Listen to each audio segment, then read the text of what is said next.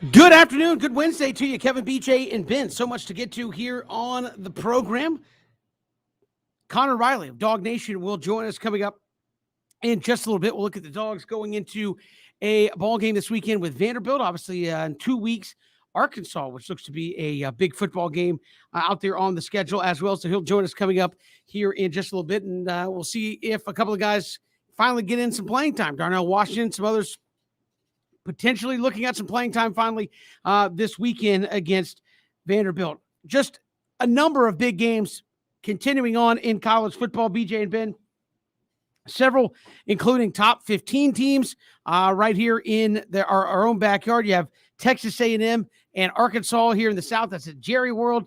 Arkansas, who would have thought beginning of the season this was a top 20 matchup? But Texas A&M number 7, Arkansas at number 16. A big one there in the SEC West.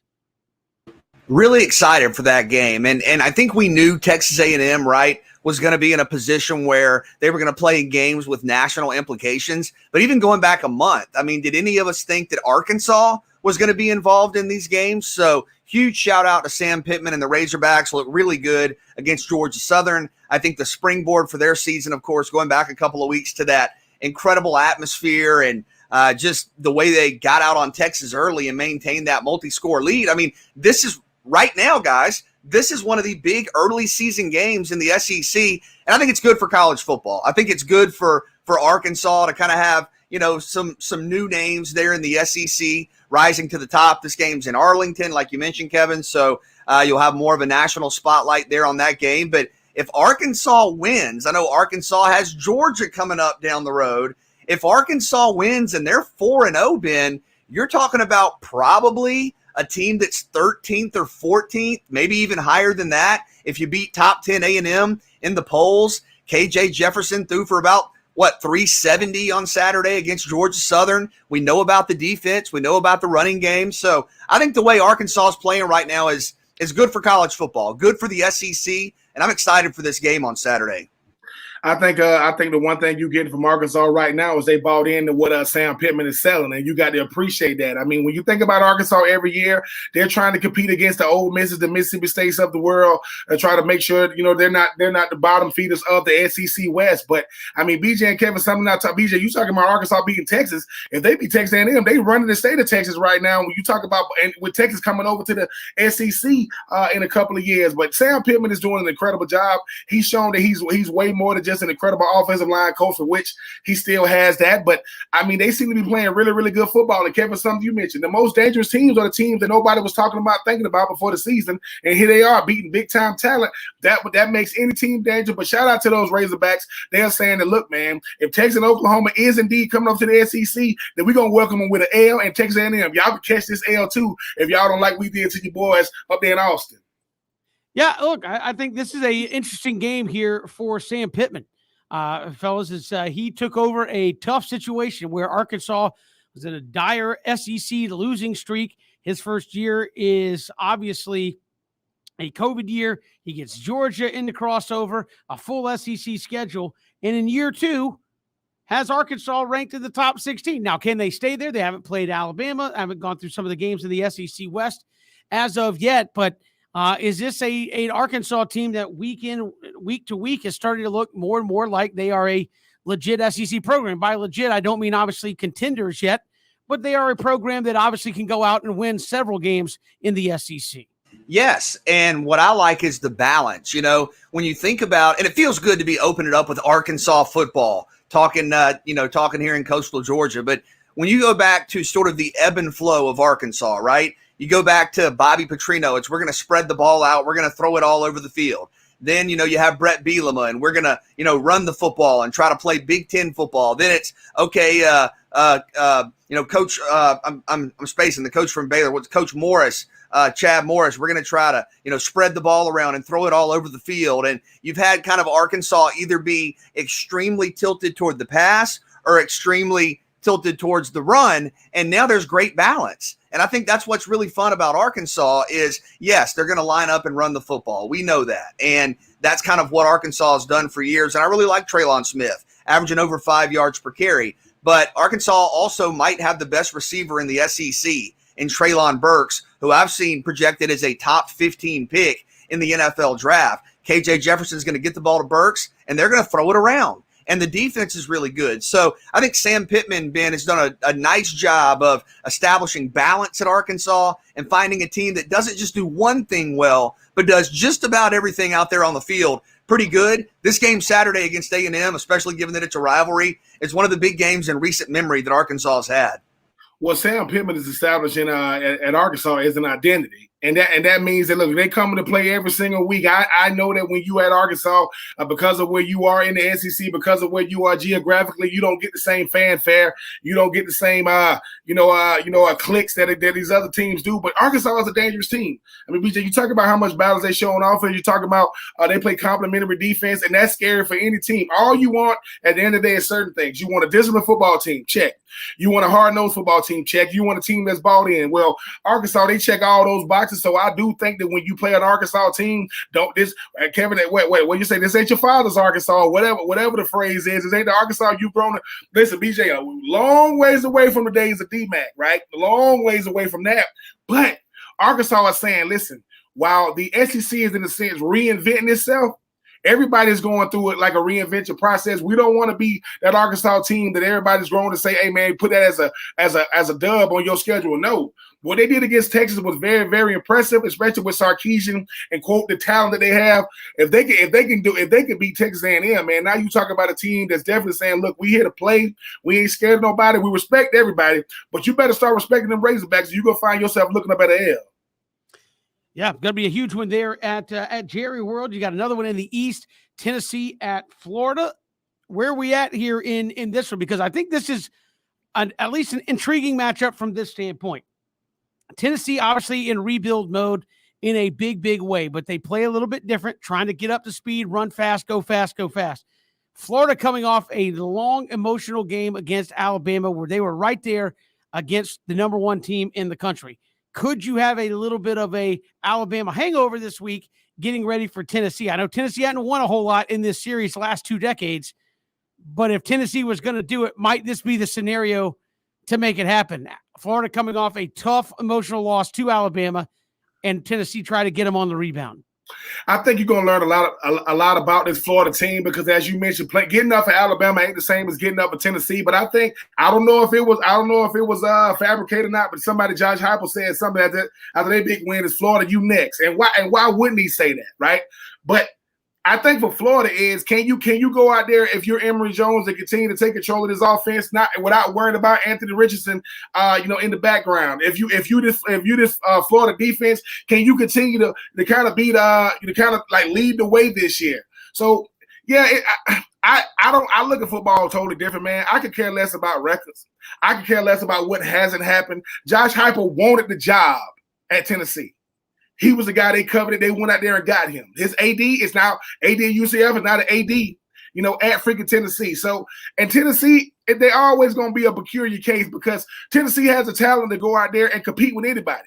But you don't really know what they ran the football the first week. They kind of had a letdown, a couple of games later. But I do think that Tennessee, Florida is Tennessee, Florida. I played in this series, and I know just when you think that one team is just miles and miles ahead of them, next thing you know, you're looking at quarter upset alert. So Florida better be on their P's and Q's because Tennessee, they get tired of hearing about what they haven't done the last 16 years. But BJ, for me, I think it makes for a really, really good matchup in a team that's coming up like Tennessee and a team that's trying to maintain where they are in Florida and not really have that letdown coming off of Alabama week. Yeah, I think it's a fair point, Kevin. I mean, I just looked at the line. The line is 18.5, and I feel comfortable saying this on a Wednesday. I think it will be closer than that. I think the game will absolutely be closer than that. And not only do you have Florida coming off of the Alabama game, which is very physically demanding, but you have Florida coming off of a near upset, all the drama, all the theater, all the excitement. I think it would be natural and understandable if Florida comes out a little bit flat early. And I think that'll ultimately correct itself. But Tennessee's a tricky matchup, right? And I don't want to have too dramatic of a parallel, but think about when Paul Johnson was at Georgia Tech and they were running the flex bone. That was really difficult to prepare for, especially coming off of a big game. Why? Because the offense was unique. the offense presented new challenges. And I think what Tennessee tries to do with Coach Heupel, run 90 plays, no huddle, go, go, go, get up to the line of scrimmage. That's a little bit different. And it is a more exaggerated version of the up tempo than you see, most teams run. I think everybody spreads you out now, but not everybody tries to get 90 or 100 plays in a game. So I think the pressure is going to be on the Florida defensive line to kind of pace yourself. Florida's depth is going to be tested. I think Hendon Hooker has given Tennessee a little bit of a spark, the Virginia Tech transfer at quarterback. So, yeah, I expect this to be closer than I think most people do. Again, that's a big one in the East. I think if Florida were to lose that one, obviously things in Georgia's camp look a whole lot better down the road with Florida having 2 SEC losses at that point. And obviously what's behind Florida in the SEC East, probably not up to the caliber of competing with the University of Georgia. Clemson and NC State, this is one. I know Clemson back to a number 9 in the poll this week, but poor performance against Georgia Tech offensively. They get NC State on the road. We're waiting for this Clemson team to find themselves. Is this the week that they do, or is this yet maybe another week where they could get upset here? Yeah, kind of hard to follow all the storylines, right? Because both teams have sort of underwhelmed. NC State in their early season showcase against Mississippi State scored 10 points. Didn't look good. Lost at the line of scrimmage. Clemson has looked, quite honestly, terrible on offense. And my question, Kevin, Ben, is are they going to have 3 straight games against FBS competition where they don't do anything on offense? I don't think so. So I know back in the summer I said, keep an eye on this game. NC State and Raleigh's tough. But I think the mathematical likelihood, if you will, that Clemson's going to play Georgia and score 10, play Georgia Tech and score 14, and then play NC State and score 13 or 14 or 17 is not likely. I mean, DJ Uiagalelei is a pro quarterback. Justin Ross is an All-American receiver. I think there's just been a transition without Travis Etienne. I like NC State. I think they meet the talent threshold to make this game very interesting. But I do think there's sort of a market correction coming for Clemson in the other way. I mean, they're last in the ACC in offense. That's not going to be the case at the end of the year. We know that. So at some point, that's going to change. So I might keep an eye on the Tigers to open it up a little bit this Saturday. I still like a team like North Carolina State because I think when BJ, with what you mentioned about Clemson wanting to open up, that opens you up for mistakes too. Trying to live up to the moniker of we are Clemson, and let's face it. I mean, the one thing Clemson has earned is the benefit of the doubt. We don't want to believe what our eyes is telling us. Maybe they're just not a good offense this year. They can still have the best defense or one of the best defense, the best defensive line, but I mean, give credit where credit is earned. Georgia Tech's defense could prove the same thing Georgia's defense proved, that DJU, it might just be too big for him right now. Doesn't mean he don't find his way as the season goes on. Because at a certain point, BJ, at what point do we believe if another team offense was playing like Clemson's, we would say the offense ain't good. But they're gonna get all right. No, NC State can definitely go out there and get a big dub this weekend in a team in Clemson that if their biggest weakness right now is supposed to be their biggest strength, and that's their freaking offense. DJU, I mean, he gonna try to push the ball down the field. Justin Ross has really not been what we thought he's been since his true freshman year. But I still like NC. I like NC State to make it a game because you at home. And Kevin, like I say, could the ACC itself earlier than we thought with NC State pulling the upset? Now that post game press conference is going to be electric for NC State. Coach Dell, he gonna light it up with the quotes. But no, I always say, BJ, as much as we give credit to these usual suspects, watch out for an NC State team that still got a really, really good game in them. It might be this weekend. Yeah, some big games there. Notre Dame, Wisconsin, going to play at Soldier Field. A big one this weekend as well. We've got so much more to get to here in hour number 1. Connor Riley, Dog Nation, going to join us for talking Georgia and Vanderbilt coming up this week. When we come back, something that has bugged me, and we'll address it next. It's 3 and Out on the Southern Pigskin Radio Network.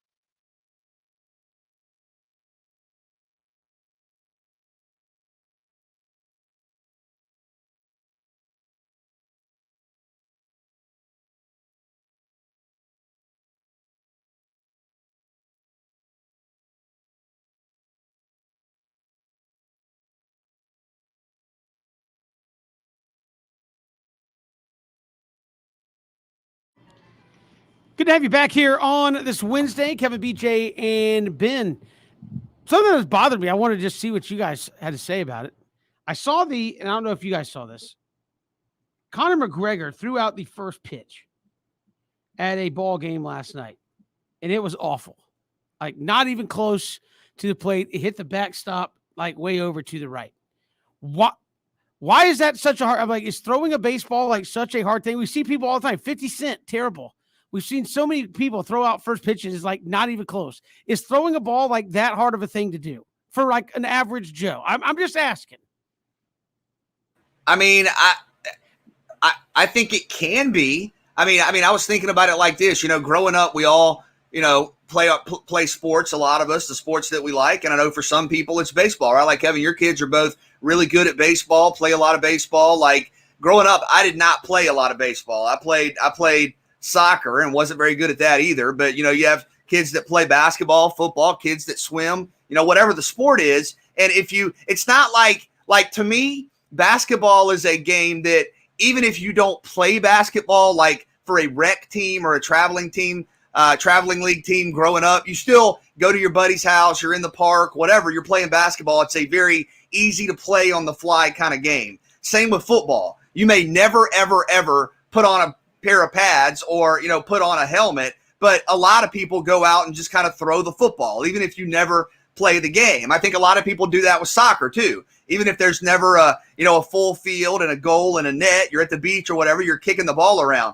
I don't know that baseball is that way. Like if you don't have a baseball field and a bat and all that, like I don't know that to the same extent we see with those other sports, like you're just shooting hoops or throwing a football. I don't know that growing up, if you don't play baseball, you know, because you got to have a glove, you got to have a bat if you're going to play it to the extent we're talking about.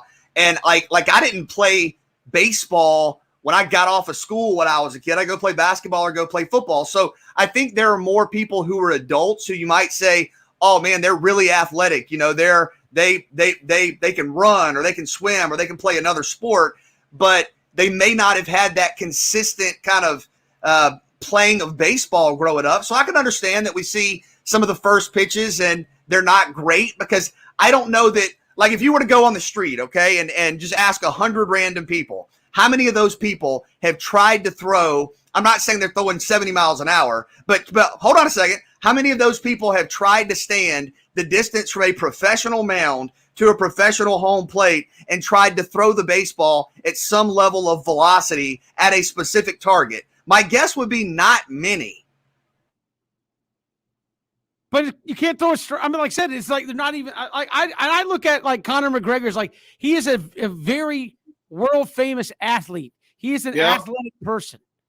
Like he can do a number of things with his body that require. But if you've never done it, if you've never thrown a baseball like that at a small target, Kevin, how far is the mound from home plate in Major League Baseball?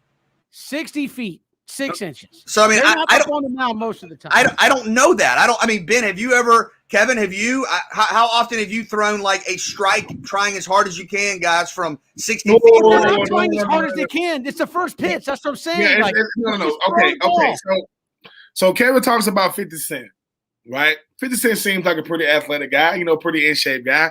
These are the worst. These are the worst first pitches of all time. Carl Lewis, John Wall, Miss Texas, Mariah Carey, Anthony Fauci. You know who else is on this list? Snoop Dogg. You know who else is on this list, BJ? That's ridiculous. Michael Jordan. Michael Jordan has one of the worst first pitches. BJ, you said something, and I want to go back to it. I didn't get off the bus and throw a baseball. I didn't throw baseball with my dad. I can throw a baseball. Like, I can throw a baseball. I don't have to practice it. BJ, how often you throw a football, BJ? In the course of a year, how many times do you throw a football? Infinitely more times than I throw a baseball. So how many times in 2020 did you throw a football? Well, I mean, I didn't really go outside a whole lot. So the average year, you do not pick up a football. The average year, no, in an average, dude, we were playing football every week on the weekend. So what I'm saying is, the average person doesn't do anything on average, nothing. But you took your behind out there to throw the first pitch, and that's how you look. That's ridiculous. I'm not asking you to go out there and look like, Nolan Ryan, but dude, the ball don't even forget 30, 60 feet. It don't even travel 10 feet. I wouldn't do good. I wouldn't get it. I wouldn't get it to the mound or to the catcher, and it would not be a strike. Semi-straight area. Once again, you're looking at it wrong. It ain't BJ. This ain't. No one expects you to throw a strike. They'll take a random baseball player and just sit there and hope. They don't expect you to throw the cheese. They expect you to get it to the plate and look halfway decent. Look, all right, Kevin, not throw it in the dugout. Kevin, you're a coach. You're a coach. You probably throw a baseball every week. Like, let's ask Christian, PJ, Cam, when's the last time y'all, and I don't mean like you picked it up and tossed it in the yard. When's the last time you went through the mechanics of throwing a pitch from 60 feet away? A week ago. You said Christian said a week ago? I said that was for me. No, you're a coach. I'm saying everybody else but you. For me, the answer to that would be never. Never. So hold on. You don't have to. Cam just sent me a message that said years, with 5 S's. And guess what? That's kind of my point. That's my point. No, BJ. That's not the point. That's not the point. It's like they ain't asking the average American to go out there and throw the first pitch. They asking arguably the greatest UFC fighter of all time. They asking Michael Jordan, the greatest basketball player of all time. They asking Carl Lewis. And these again, BJ, it's not like we don't tell people, hey, you got the first pitch. Go out there and be Max Fried. No, go out there and lob it in a pseudo straight direction. And they don't do that. But how often in the history of people's lives do you do that? You don't. I mean, look, I'm saying, but people have never thrown rocks and stuff or anything.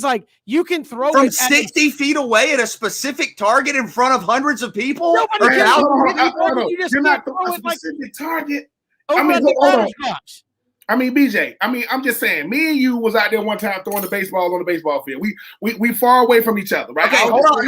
No. Hold on a second, so people have context with that. We were on the smallest little league field of all the fields. Doesn't matter. Hold on. In the entire county. So hold on, and nobody was there watching us. So when I was throwing it, we were probably 30 feet away from home plate, half as far, and nobody was there watching us. And I think I had a Capri Sun in one hand and a baseball in the other. Hold on. What does that have to do with it? That has not. People watching you does not hold that much weight. I mean, he's a UFC fighter. He's had millions of people watching across the world, and he can punch a dude in the face. You can't throw to a target that's not even moving. He didn't look bad. He looked real bad. He might be the worst. He might be worse than 50 Cent right now. It was probably the worst that I have seen. I will not tell him that to his face, but it was bad. There for Conor McGregor. We'll come back. We're talking Georgia football. Connor Riley, Dog Nation, joins us next here on 3 and Out.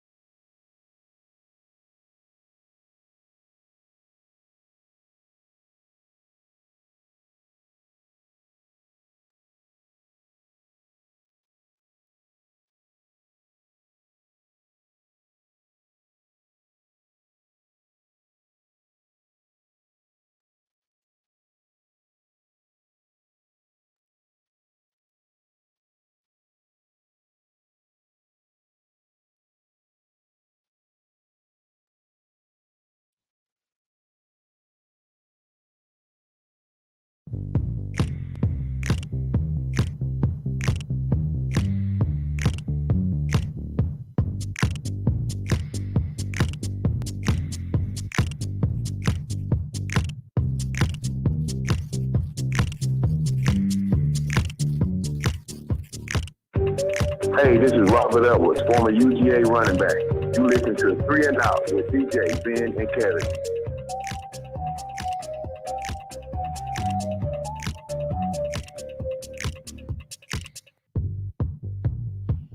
Good to have you on 3 and Out on this Wednesday. Kevin Thomas, BJ Bennett, Ben Troop, glad you're making us a part of your day. Georgia and Vanderbilt coming up this weekend, a good tune-up weekend for Georgia off a big win over South Carolina. Joining us from Dog Nation, Connor Riley steps in here on 3 and Out.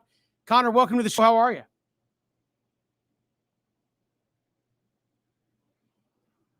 Connor, are you there? Connor Riley joining us here on 3 and Out. Connor, can you hear us? Hey, guys. Hey, appreciate you coming on and joining us. You got Vanderbilt coming up this weekend. Obviously, some guys potentially could see some playing time that haven't. Darnell Washington and others. What is their status for this weekend? Guys, if Darnell Washington and Tyke Smith end up playing this week, we heard from Kirby Smart yesterday. Those guys still aren't running or working with their position groups just yet. I do think their Arkansas game is probably when you see them back, but I think right now they're still a week away. I do think maybe there's a chance Dominic Blaylock gets out there. He sounds like he's getting closer. No longer a knee issue with him. He's now dealing with a hamstring injury. But as Georgia enters this tougher stretch of its schedule, it does sound like it's finally starting to get 100% healthy. So, Connor, Vanderbilt, not very good. We know Georgia's going to win this game comfortably. Entering a tougher stretch, though, after Vanderbilt, what are the coaches hoping to see and accomplish this Saturday? Yeah, I think the two things you want to see this weekend, one of them you probably will see. One of them, I still don't think Georgia's going to be tested. The offensive line is an area I think they can continue to show that they can get better, open up holes, move things around. You saw, I think, them do a better job of that against South Carolina, certainly than they did against UAB. And then as far as the secondary, I don't think Vanderbilt has the horses on the outside to catch this Georgia secondary, but I think South Carolina showed a week ago, if you have a capable receiver, he might be able to do some things against the secondary still. So more reps for guys like Keely Ringo as Darian Kendrick gets more comfortable in this scheme. I don't think Vanderbilt has the ability to test this Georgia secondary, but entering an October stretch that sees Georgia play 3 ranked teams, possibly 4 ranked, things get very difficult for this Georgia team. And Connor, I mean, this week, obviously, I know that Georgia has been doing the running back by committee, but do they make more of a conscious effort to kind of, establish the run a little bit more, especially as you keep saying with the better games coming down the schedule? That's something you're going to want to see this Georgia team try and do against Vanderbilt. Kirby Smart said last week after the game, their passing offense, even with all the attrition they've had at the wide receiver position, and even with JT Daniels being in and out of lineup, is just farther ahead than where their running game is now. And part of that is because of where the offensive line is. I think this group really misses Tate Ratledge and the physicality that he was going to bring to this team. So I would expect a big week out of the running backs here. I don't think they're going to settle on just one guy. I think they like the diversity of this group. You have Kenny McIntosh and James Cook who are able to do things out of the backfield, pass catching wise. And then Kendall Milton and Zamir White are your more physical runners there. I think you're going to continue to see that as a way to keep guys fresh later on during the season. And again, obviously, this is a game where Georgia, as you said, should win handily. How much do you see some other guys potentially even at quarterback if Georgia gets up early and try to get a lot of snaps for guys down the depth chart? And could this even be one of those games you use on a guy like Brock Vandagriff, who gets 4 games without burning eligibility? Interested to see if Brock Vandagriff travels for this game, because for SEC games, you do have a 70-man travel roster limit, and deciding to bring a 4th quarterback would be pretty interesting to me. So I do think this is a game I think we see Carson Beck in again. Obviously you had the thing what happened with Stetson Bennett last week, but this is probably the last time until at least later on in November that Georgia's realistically going to get a chance to play a lot of these backups, to get a guy like a Carson Beck or potentially a Brock Vandagriff, some real game reps there. And so I think if Georgia gets up big early, like I think we all expect them to do, look for them to use this game, which they didn't get last year because Vanderbilt canceled on them, a chance to get some of those younger guys some playing experience, especially on the road in a quasi-SEC environment. Connor, we've seen 3 games now. Obviously, Georgia's looked really good. But if you're evaluating the Bulldogs through the prism of this is a national championship team, have they looked like that to you through the first 3 games? That's when you take into consideration that, JT was pretty clearly hurt from the first play in that Clemson game. I think, yes, they're going to prove themselves and play better opponents, and certainly with Clemson struggling, I think Georgia's toughest game in the regular season is still to come. But everything this defense has been so far, in my opinion, offense or defense, it is the single best individual unit in the country as it stands right now. And this offense has an incredibly high ceiling. I think the playmakers have shown out really well so far. And if JT Daniels continues to stay healthy and improve, I think this offense can match up and score points on just about anyone. So they've aced every test they've had so far. And I think you still have room to grow, which is a really sweet spot for a team as talented as this Georgia one is. I mean, Connor, how scary of a thought is that when you think about this defensive front? I mean, Jordan Davis and those guys, Nolan Smith and those guys, they find a way that, each week you got a different guy showing up. How much better potentially can this group be, especially with what they've shown the first 3 weeks? I mean, it's hard to imagine them playing any better than they are. I mean, you have guys making plays all over the field. That South Carolina game, they only had 3 sacks, but they were maybe a half second away from having 6 or 7. This is a just dominant group in the run game, which I think sometimes gets overlooked. But, I mean, against Clemson, they single-handedly took away Clemson's ability to run the ball and just dared them to throw the ball, and they couldn't even do that. So this defense, and you mentioned, it could be Jordan Davis one game, Nolan Smith another, Adam Anderson, Trayvon Walker, Nakobe Dean. They have so many top-flight guys that even if they do have an injury or two, they're still going to be able to push through and make a ton of plays on this defense. I think it's pretty clearly the most talented defense Kirby Smart has built in his time at Georgia. And, if they keep playing like this, they're going to be right up there for one of the best defenses in the modern college football era.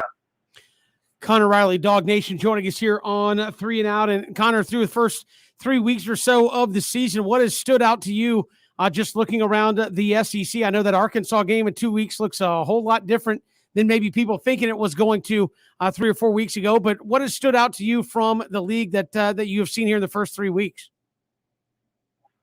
Yes, I know Florida lost, and they still lost that game. But the way Florida ran on Alabama, I think, says really interesting things about, A, this Florida team, and B, the Alabama team. I'll start with Florida first. The last 2 years, when Kyle Trask was under center, they made no effort to run the football. It was something they could not do. And granted, they didn't need to do it a whole lot because Kyle Trask did a lot of really good things for that passing offense. But they've taken a step back here from a passing offense standpoint with Emory Jones or even Anthony Richardson as your quarterback there. Their ability to run the ball as well as they did against Alabama, to me, makes that Florida-Georgia game in October, Georgia-Florida game, depending on where you're from, a lot more interesting on Halloween weekend. And then Alabama, this team isn't the indomitable team that we saw a season ago, but the fact that they were still able to go into Gainesville, a hostile environment, and come out with a win. While this team might not be as mighty as it was a season ago, they're still, I think, going to be an awfully tough out when I do think Georgia plays them in the SEC championship game at the end of the season. Of course, Vanderbilt this weekend, but looking ahead a couple of weeks, Arkansas right now is 16th in the country. We'll see if they beat Texas A&M. But what kind of challenge will that be for the Dogs, not this Saturday, but next Saturday? Georgia's obviously a more talented team than Arkansas, but Arkansas is not going to just give it to them. This is a tough physical football team. I think they get a benefit of playing this team at a noon kickoff time. We think back to the last time Georgia played a noon SEC kickoff game at home. It was the South Carolina game in 2019. That ended very badly that day. I do think Arkansas, regardless of what they do this weekend, and I actually think they're going to win, is going to be a ranked team, and I don't think that they're going to sleepwalk through that sort of same game there. But it's going to be a challenge for Georgia to go out and play well. I think they can still not play well and win in that game. But it's going to be Arkansas is going to make Georgia earn that game, and I'm really excited to see that contest. Connor, the most loved guy on any team is the backup quarterback, but I don't think there's a bigger backup quarterback or significant player or reliable player than Stetson Bennett. Like, I get it. He's not JT Daniels, but at the same time, where would Georgia be, not just this year, but last year, without a guy like Stetson Bennett, who every time you call his number, he's lived up to it. I don't think he should be judged on what he didn't do against Florida and Alabama last year. Yeah, Justin Fields couldn't beat Alabama a season ago. The best quarterbacks in the country were struggling against them, and he actually had them in a position where they were up in the second half of that football game. Stetson Bennett, you said it perfectly. He is a great backup quarterback. If JT gets knocked out for a little bit and has to miss a drive or two while he's getting taped up, I have full confidence in Stetson Bennett. Obviously, you do have the interception last week, but I understood the process that Kirby Smart was going through there. Stetson played incredible against UAB, had earned, the ability to be the number 2 quarterback. And I think there's still a lot of trust and confidence in him, even after he threw that interception against South Carolina.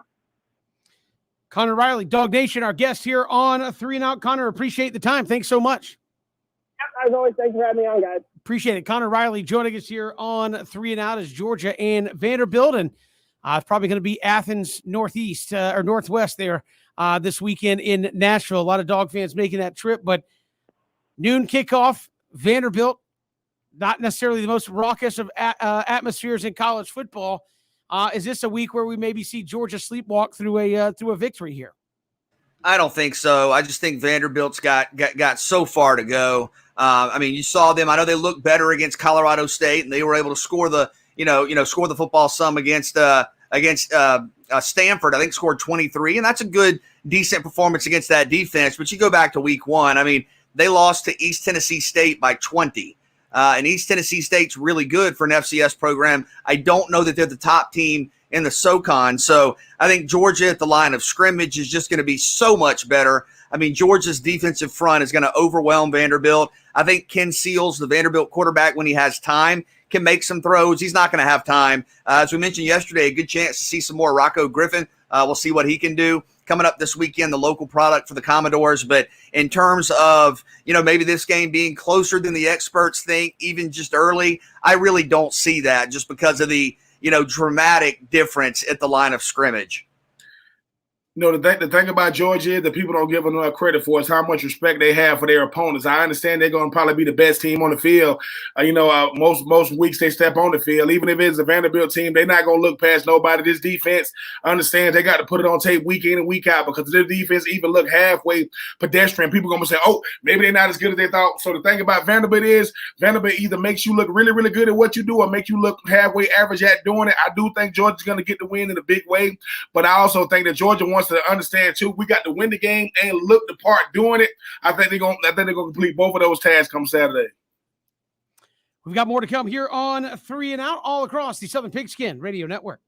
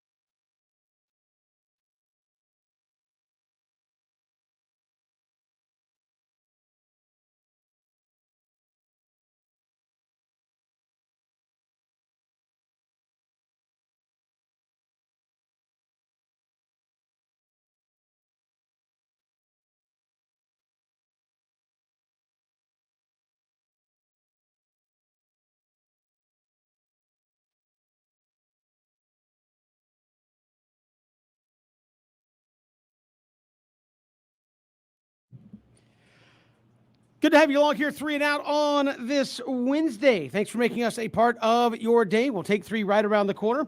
Also hear from Rich Stiles coming up as well. And is the NFL really the no fun league? We'll get to that coming up in hour number 2. But Braves tonight against the Diamondbacks. BJ and Ben, 3 games up on the Philadelphia Phillies.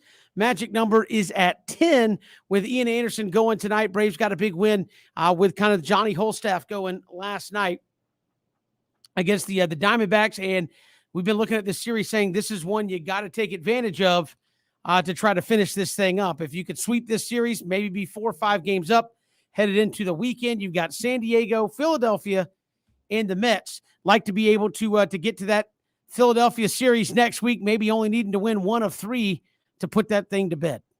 Yeah, and then close the door against the Mets there in the final series. But I thought the bullpen did great. I was a little nervous going into yesterday with some of the talks of, okay, we're going to get through this, and it's going to be Chavez, it's going to be, Smiley, it's going to be a collection of guys out of the bullpen, Jacob Webb, and they did a nice job. They did a really nice job, and the Braves offense got going. I mean, this lineup, Soler and Duvall and d'Arnaud now, in addition to Freddie Freeman, of course, and Ozzie Albies and Austin Riley, who just continues to be great at the plate and defensively, for that matter. It's a fun team to watch. And, Kevin, I was kind of scoreboard watching last night, Ben, because I don't know if you guys saw, the Orioles beat the Phillies in Game 1. They took them into extras last night, and Philadelphia was able to win by 1 run. But some of these teams, the Diamondbacks, the Orioles, are doing their best to help the Braves out here down the stretch.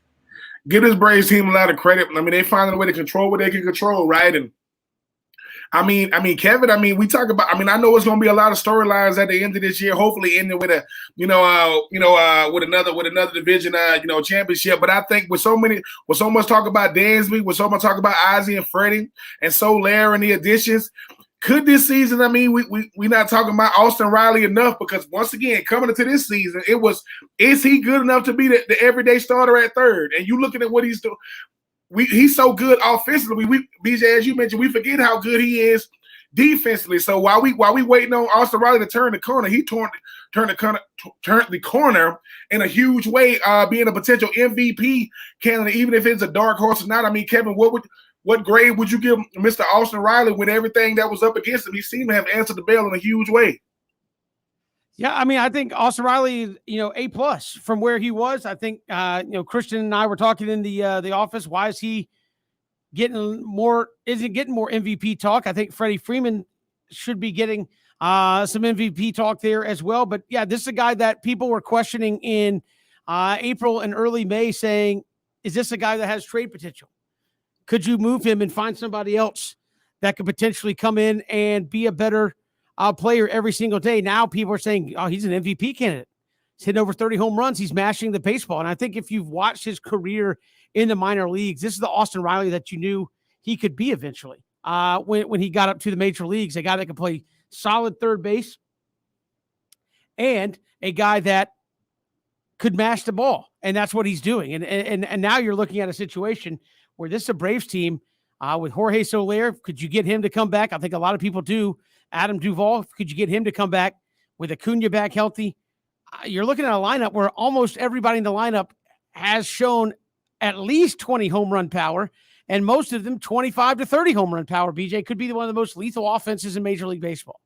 The balance is incredible. And I think we were chatting with some Braves analysts a couple of weeks ago who were talking about not only did the moves bring good players into the Atlanta organization, Soler with his resume, Duvall with his resume, but it made the lineup deeper. It made the lineup longer. Whereas in the past, maybe you would look at the Braves lineup, Kevin, and say, hey, once we get through 1, 2, 3, 4, we're going to be all right. We're going to manage this thing. Now you have the National League RBI leader batting 5th. Now you have a former All-Star batting 6th. Now you might have on a night Dansby Swanson with 25 home runs batting 7th. It really is incredible. The Braves team, not to cut you off, Kevin, I was just going to say that chemistry is real. I know I talk about it every year, but it seems to be, keeping shape. Yeah, let's hope they really bring it together here down the stretch. Hour 2 next here on 3 and Out.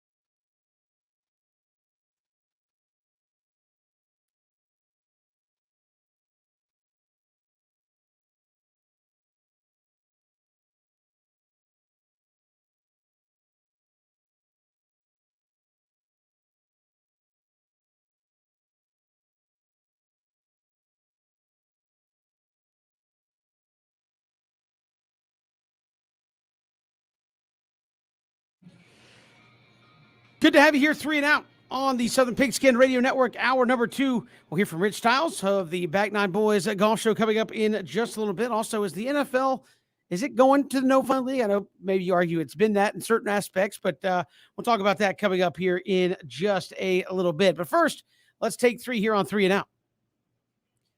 All right, fellas, take 1. Is Matt Corral the best quarterback in college football?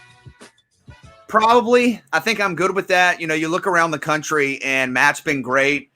Ole Miss has been fantastic offensively, and he's the starting point for that. They just scored, 61 on Tulane on Saturday, put up over 40 on Louisville back in week 1. Matt Corral not only is throwing the football and completing his passes, he's throwing the football downfield, and he's running. That's a new element to his game that we haven't seen to this extent. I know he, was able to run for a couple hundred yards last year, but on Saturday against Tulane, he had 4 rushing touchdowns, 4, and 3 passing touchdowns. I mean, that is about as good as it gets. So I think Cam maybe said this the other day when we were talking. Corral's one issue, and Ben, you say this about Sam Howell, is every now and then he'll throw some interceptions, and I think he's done a better job this season of limiting those numbers compared to earlier in his career. So I'm good with Corral.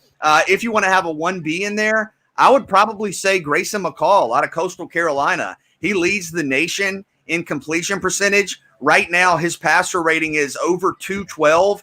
That would break Mac Jones's single season record that he just set a year ago. McCall was great as a freshman. As a sophomore, he's somehow been even better. So Rattler's up there, obviously. I think Malik Willis is up there. I think Desmond Ritter's up there. I think there are a couple of guys around the country you look at, but I'm good with Matt Corral, number 1. Yeah, I mean, I was gonna say Desmond Ridder. I think he's a really, really good player, BJ. I know, BJ. I mean, you've been on the Grayson McCall train for a minute, but I mean, the kid is living up to the billing when you look at every time. He plays football as if you've never seen him play. But I think it is Matt Corral, BJ, for everything you said and more. That Matt Corral has a guy, Lane Kiffin, who's going to utilize everything he does. Had 4 rushing touchdowns last week. If Matt Corral was at Alabama, Matt Corral was at Georgia, Matt Corral was at Florida, which and if we're gonna get into that, what would we be saying about him? But he's doing it at Ole Miss. I mean, and people talk about this. Last year, Florida played Alabama very, very well. The team that played them probably the second best would be Ole Miss. And how much so to think about a guy like Matt Corral, he doesn't have any flaws. And I'm gonna say this: when you throw the ball to the other team, sometimes that means you taking risks. That means you being aggressive. That means you're not trying to sit back and hope for the best. So I can live with that. But a guy that can potentially give me 4 rushing touchdowns, that's good for a season for most quarterbacks. He did it in 1 game. So yes, it's Matt Corral. He's gonna definitely make an NFL franchise very happy here 2022. Hey, Kevin, just for clarity, next time we play old man football and I throw picks, I'm just going to say, look, I was trusting my arm. I'm taking risks. I'm being aggressive. No. We're talking about people who are athletic. We're talking about people that this is what they do. Not a person who want the teams to be uneven so he don't have to play defense. No. Just don't run a 20-yard route. I do. Take 2. Should big-time regular season games be played at neutral sites? This is a trending thing there on Twitter where people are talking about their disdain for neutral site games in college football. I like it. I'm not saying every single big game has to be this way, but I think it is fun. Ben, I know you talked about you and Christian and Cody going down to Florida, Miami a couple of years ago, and Cody saying, hey, this is an atmosphere. I've never seen anything like this. And it can be that way. A lot of folks listening probably have been to Georgia, Florida, and there are few experiences like that in college football because it's so unique. And I'm not taking anything away from a game day in the swamp or a game day between the hedges or wherever. A home Saturday is very special, but every couple of years have a game that's at a separate venue. I know Georgia Tech is playing in the Benz this weekend against North Carolina. And that's not the best example of this, but for a lot of these games, it's a way to introduce your brand in a new market. It's a way to get your players another experience. I mean, think about this. If you're North Carolina, I know the Georgia Tech guys have probably been there, but you're playing in Mercedes-Benz. I mean, one of the best stadiums on earth. And I think that's a cool experience. I think we've seen, the early season games in Atlanta be really well received. I think the games in Orlando, the games in Arlington, I think it's cool that Arkansas, Texas A&M is in Arlington. I believe next year Florida State and LSU open in New Orleans, and Georgia and Oregon open in Atlanta. I think those games are fun and good for kind of mixing it up and having something new in college football. Yeah, I like it. I do agree. I don't want to have all the big games be neutral site games, but yeah, it does. It just adds to the pageantry of college football. I mean, some of these stadiums ain't never seen how it's going to be rocking when you get, BJ, as you mentioned, a Florida State and an LSU, or Georgia and an Oregon, or North Carolina and Georgia Tech this weekend. I think those type of things. The college atmosphere in these NFL stadiums. I mean, I know the Georgia, Florida, Georgia.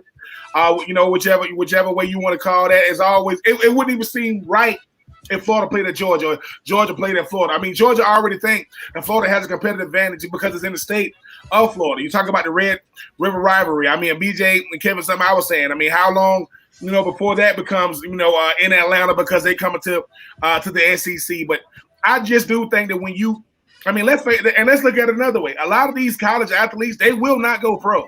So they get a chance to play in a pro stadium. That stuff is very, very prestigious to them, and it means a whole lot. So yeah, whenever you can fill up a NFL stadium with these college teams, I definitely think it adds to it. I mean, I can take it or leave it. I like it at the beginning of the year, kind of the kickoff to the college football season. It's a lot of fun. I don't know that I need it every week, quite frankly, in college football. There are some where it's kind of become tradition. But I mean, Kevin, do you have it every week? I mean, once we get into week 7, 8, 9. Well, I mean, Georgia Tech's playing North Carolina in Mercedes-Benz. That's not their home stadium. I mean, no, but this is week 4. More and more. Texas and Arkansas are playing in Jerry World, not playing at either one of their stadiums. Yeah, but again, we see it in the opening month. I mean, what games in November are played in neutral sites? Well, depending on how it falls on the calendar, Georgia, Florida. Well, Georgia, Florida's at the end of October, but I mean, what games? Right, and if Halloween's on a Friday, they play on November 1st on a Saturday. So, but I mean, you asked the question. And I'm just saying, you said week to week. I mean, you said we see it week to week. I mean, do we see it week to week? I think we do. I think in week 2, we saw it in Texas A&M went to Denver and played Colorado. You're seeing it this week in Mercedes-Benz Stadium. Okay, well, outside of Georgia, Florida being potentially once every 7 years on November 1st, what games in November are played on a neutral site? I think we'll see more of it. They're usually conference games, and the conferences won't do it. But I do think non-conference games, you may see more of it, and I'm not a huge fan of it. I think week 1, I'm okay. I don't need to see a lot of regular season non-conference games in neutral sites. Doesn't do anything for me. College football is about the home environment. If you want to do a home and home, let them both have a home game, let their fans experience it. I think that's more to me what it's all about. I get it to open the week, to open the season, in the season, fine, but I don't really see much need for it throughout the year, and we're starting to see a little bit of that moving around. I mean, Central Florida was trying to, and Florida were trying to play in Orlando, just not at Central Florida's place. I mean, we see it all the time where, Alabama and Florida have played in Jacksonville. Why? Just because. So I think you have started to see it happen a little bit more. College football, I'm not necessarily a huge fan of it happening as much as maybe people want it to happen. Week 1, 2 or 3 games, I'm cool with it. Kevin just letting you know. Listen. I mean, are we all geeked about seeing Georgia, Oregon? Yes. Would Georgia, Oregon be cooler in Alton and in Sanford Stadium? Absolutely. Just kind of my 2 cents on that. All right, moving along. Take 3, National Temperature Control Day. And this is something that everybody fights with in their own homes and office buildings. What is the ideal temperature if you can control it? I mean, I normally like it a little bit colder. My parents keep their house like super hot. I go in there, but maybe in my house it probably ends up being around 75. Now, if I had full and complete control, over the air conditioning, it would probably be a few degrees cooler, but it is not. So probably in my house, 75. I could probably, and look, we're talking about the difference in 1 or 2 degrees being a big deal here, people. So 74 degrees, I could appreciate that. 73 might be ideal, but anywhere in kind of the 73 to 75 range is pretty good. Since I've been having to pay my electric bill, I keep it around, Kevin. I keep it around that 75, 76, maybe because I want to keep that. I want to keep that balance. I don't want to be having to talk to the manager when I got to go pay my bill. But if I'm at my parents' house you know, and I'm upstairs in their crib. I mean, my daddy be like, "Is when he go, that deal was kind of high this week." I like, yeah, y'all need to come. No, that was because of me. Now, if I'm, you know, if the seldom time that I am traveling and I get to be in a hotel as low as it will go, I'm talking about so cold to the way you have the covers like this. Because let me tell you something. This is a Southern thing. I refuse to sleep hot. I'm not doing it. I am not going to sleep sweating, people. So when it comes to my house, with my kids there, they little fingers. I like, don't touch it. That's what they made this thing called a fan, not a ceiling fan. I'm talking about the ones you got to plug in. We're gonna get that air blow going back and forth. But around 75, 76. As Kevin one time, I feel a little Kevin Thomas and went like 69. And I said, oh Lord, this bill is ridiculous. I only did it for a night. Oh my God. So I'm not dipping under 70. That's crazy. That'll never happen. But you're all right. It is different when it's the hotel and it's not your bill. It's a meat locker in there. It's like just go ahead and drop it down. It's fine. That's take 3. We do it every day. This time again, we solved a lot of problems. Neutral site games, temperature control situations going on there as well. That's take 3. We do it each and every day here at this time. We've got more to come here on 3 and Out all across the Southern Pigskin Radio Network. Streaming live, ESPNCoastal.com on your mobile device with the ESPN app, Facebook, Twitter, and YouTube.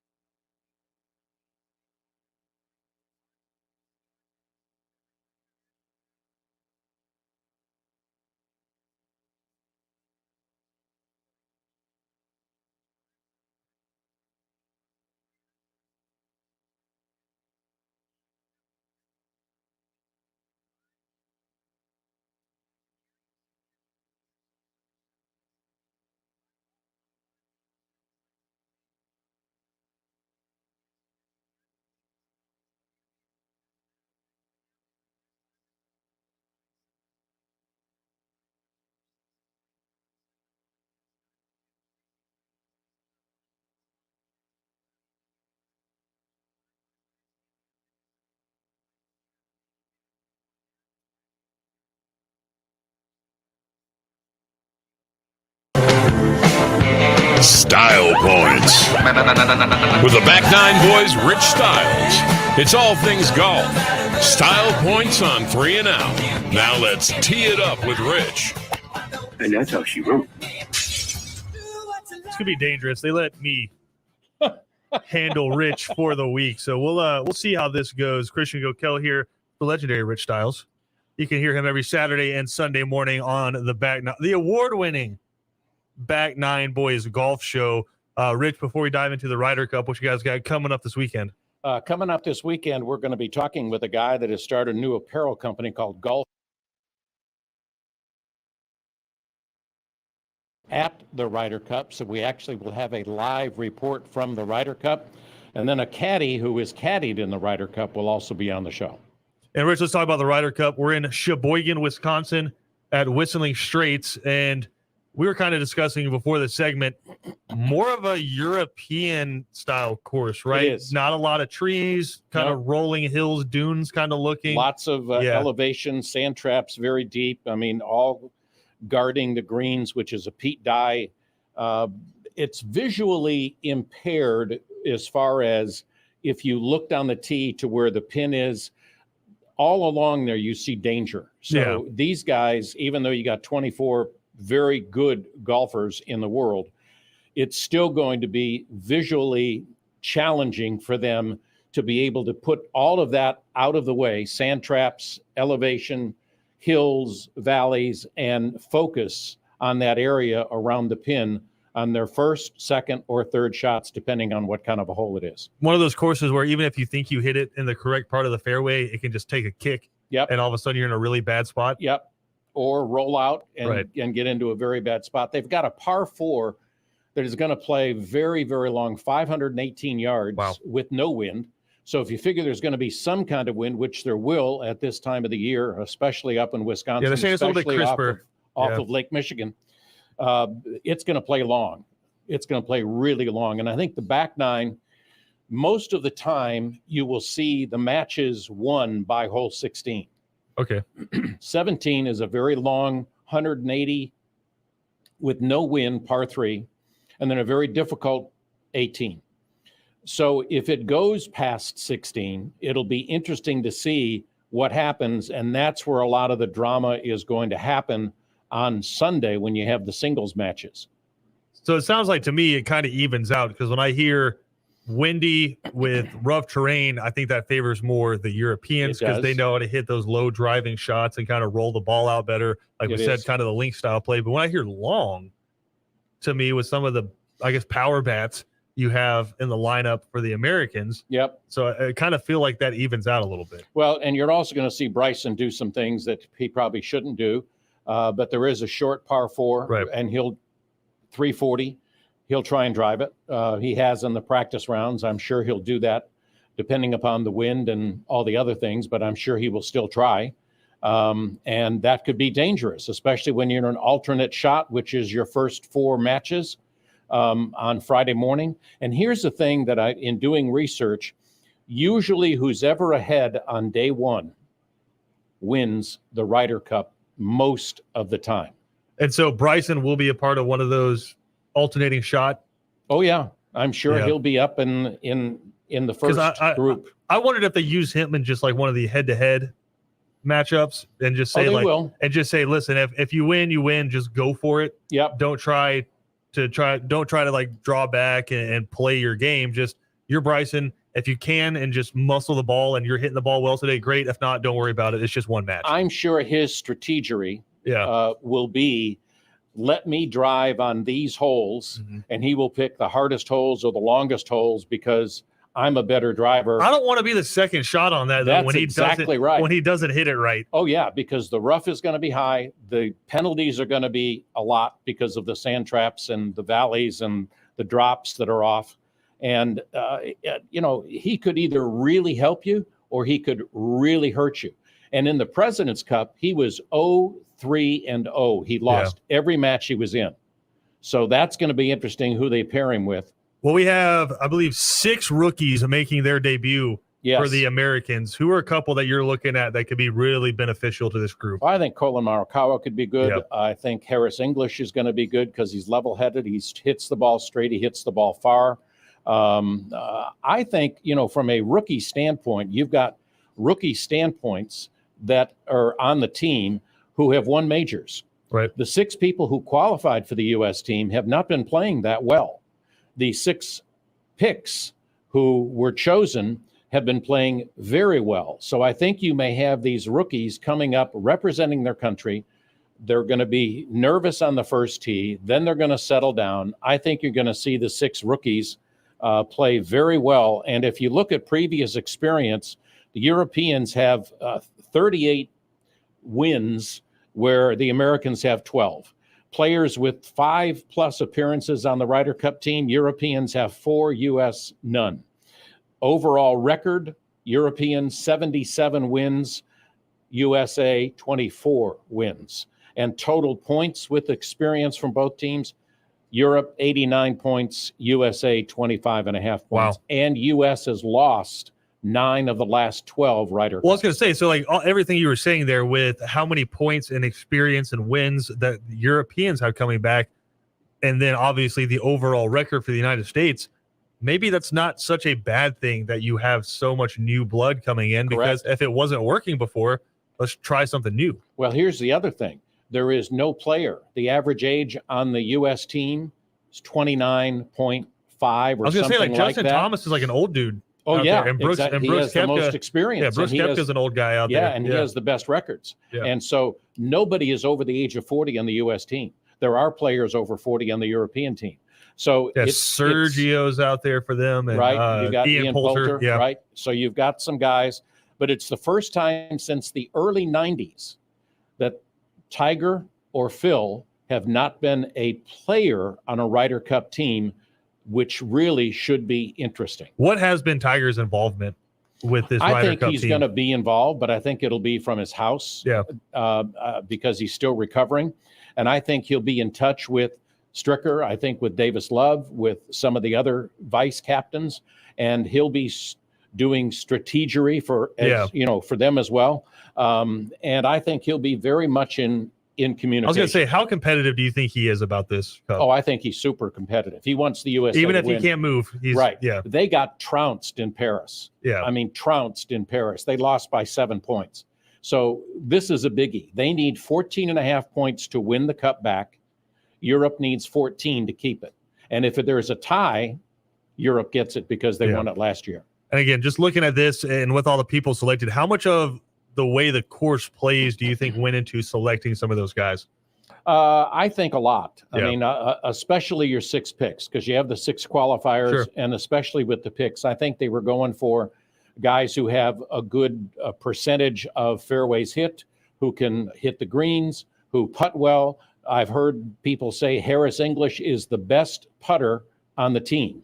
So you're going to put him with somebody maybe like Tony Finau. Right. Those guys would be a dynamite team.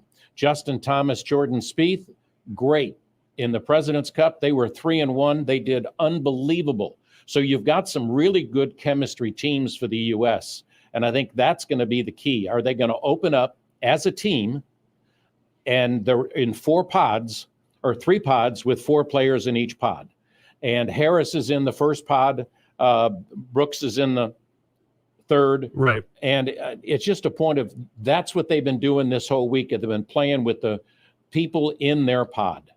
Again, a couple of guys that haven't been playing great lately, but just the names, and we've seen them win in the past, Dustin Johnson and Jordan Spieth. Yeah. How big do they need to be? They need to be big. I mean, Jordan's trending, but he's didn't have a great year.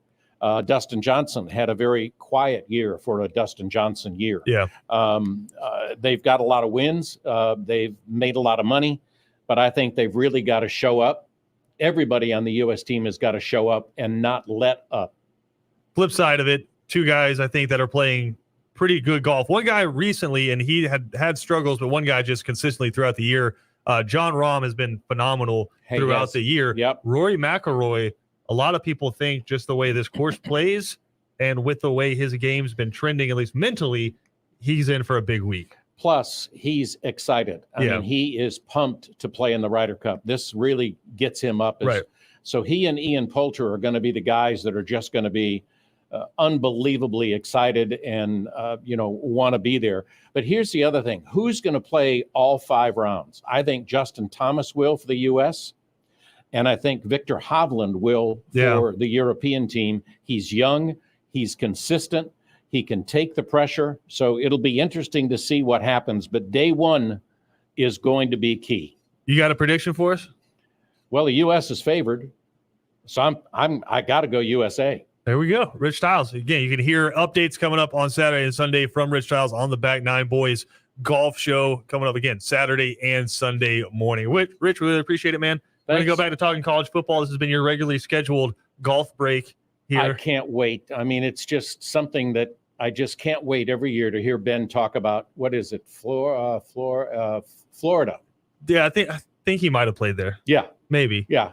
As I look around the studio and see him in his attendance different at regalia. classes was not good, but he was there. We'll ask him about that. Rich Stiles, Back Nine Boys show. You can hear him on Saturday and Sunday morning. We'll be right back here on 3 and Out.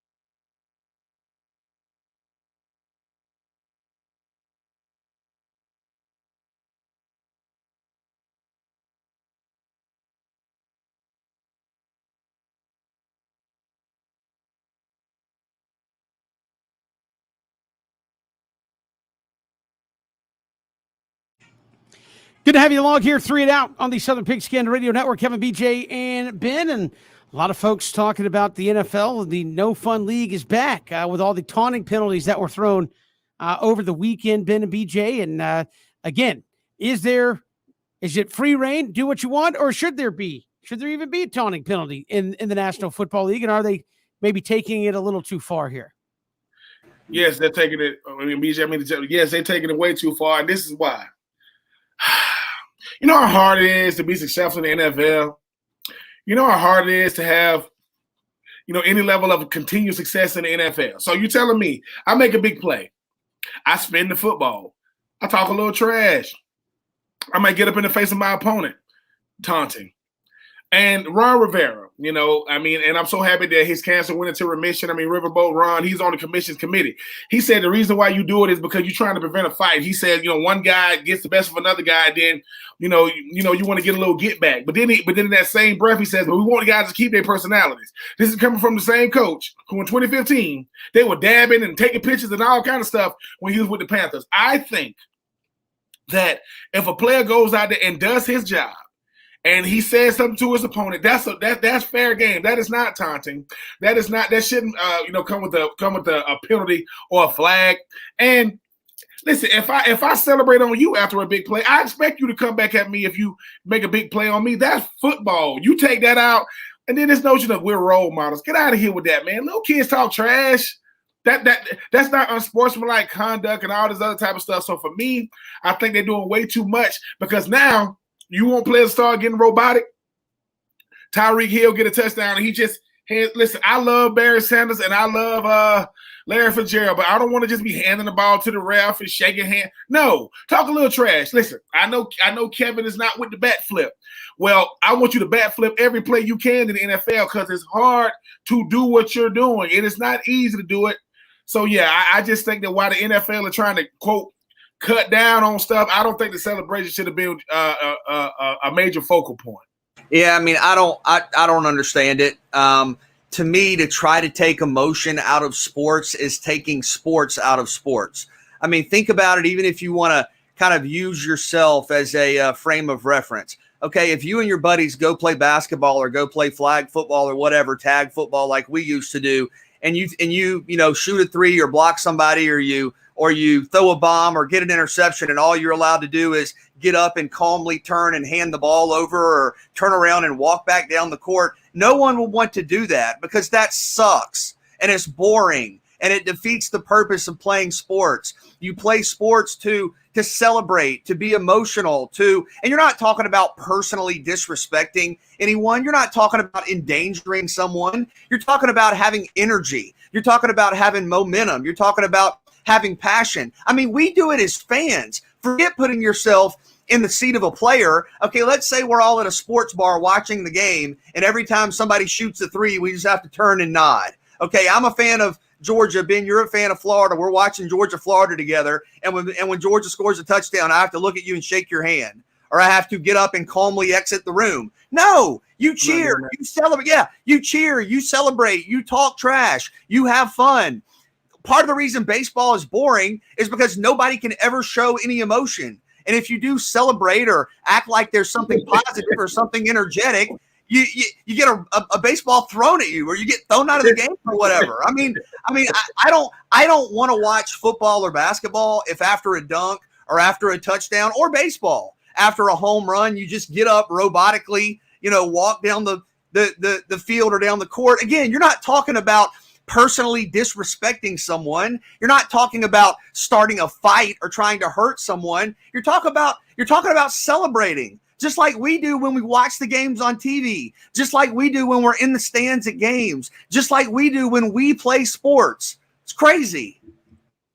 But see, Kevin, it's happened. See, Kevin Thomas, one of those rules in baseball that kind of like seep over in other sports, and it's happened. No, the first thing you ever said to somebody, and the first trash talk you ever said was in your face. That's the first thing you ever really learned. You know what sports are without emotion? It's work. That's what it is. It's a job. Wait a minute.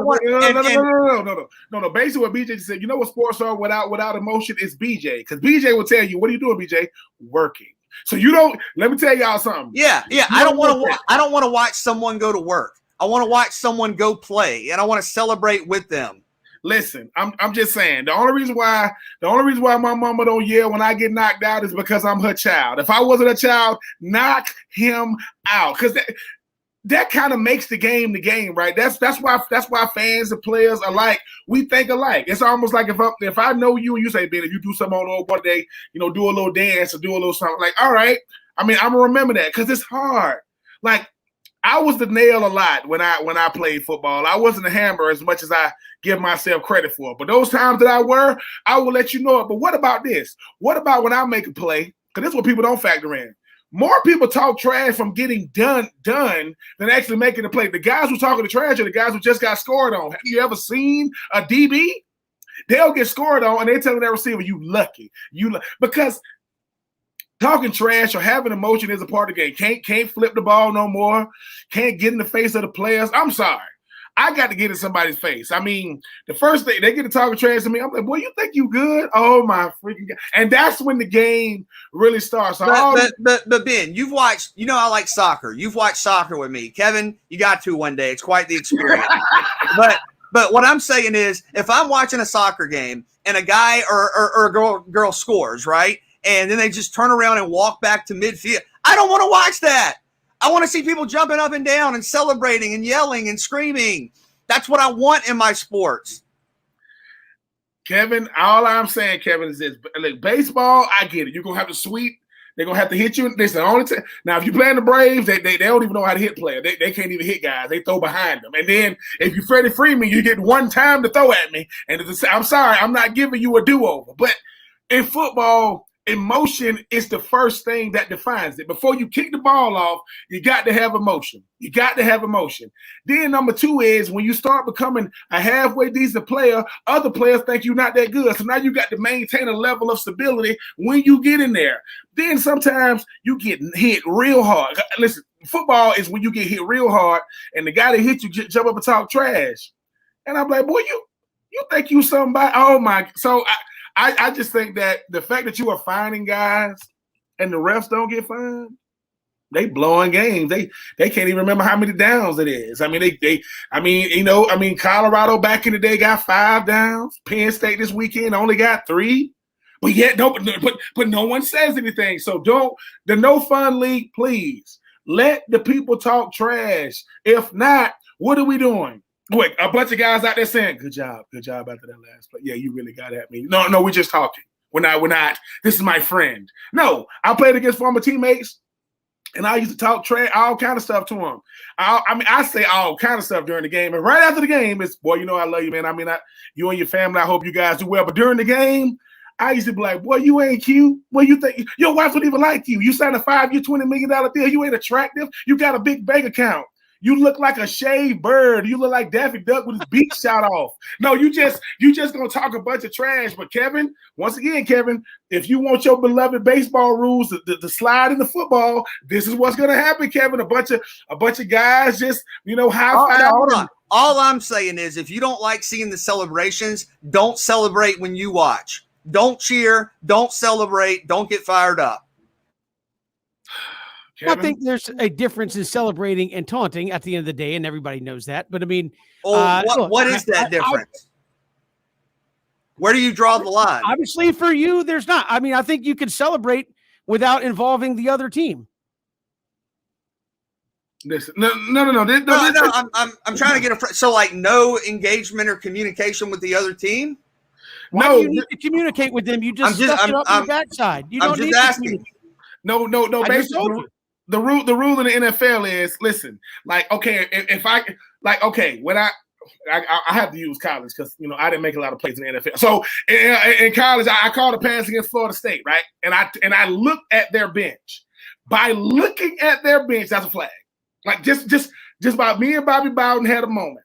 Now, this is another thing. They say if you're going to flip the ball, you have to flip it away from the defender. So what if you just happen to turn the way I flipped it, a penalty? What if we get up off the ground and I'm telling him that's a good hit, penalty? I don't like that stuff. You know how hard it is to make your money and you're going to take it from me? Because saying. That kind of stuff I think is semantical. And I think it's one of those things where to me, I think everybody on here knows the difference between taunting and celebrating. I mean, I think it's one of those things where you know it when you see it, and that's just kind of the way it is. There are certain things that get called that should they? No, they shouldn't. So is bat flipping taunting or celebrating? I think it depends on how you view it. I think you can also, again, you could call it celebrating. I'll call it celebrating when you get one in the ribs. You know, I'm going to, whatever. So just What to about be clear, saying hold on. that a home run? So it's not okay to flip the home run, to flip the bat, but it is okay to throw a rock at someone's ribs. Yes. And so here's the way I kind of look at it. Sports in general, and Ben knows this, are humbling. And I think that is two sides of the same coin where people can say, yeah, it's hard. I should celebrate. I should, look right at your face and double bird you and all that and say what you're going to do about it. I get that part. I think also at the same time, the same guy that bat flips is also the same chump that struck out 8 out of 10 times that can't put the ball in play. And you're going, oh, I get you now. Where's your celebrating? Now, and there's usually the same guys. And that's awesome. That's awesome when you call them out.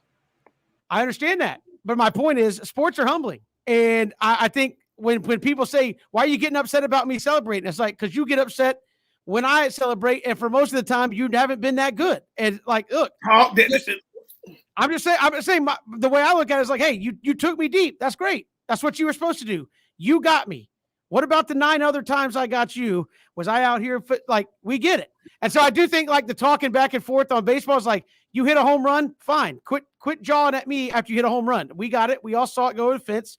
Do the thing. And I think that's where in baseball it gets a little, it gets a little chippy, is because guys are like, I get it. We all play in a game of failure out there. Baseball is a game of how many times you don't do it versus how many times you do it. So I get why guys get a little chippy when people are like, look, you're going to get me once in a while. I'm going to get you.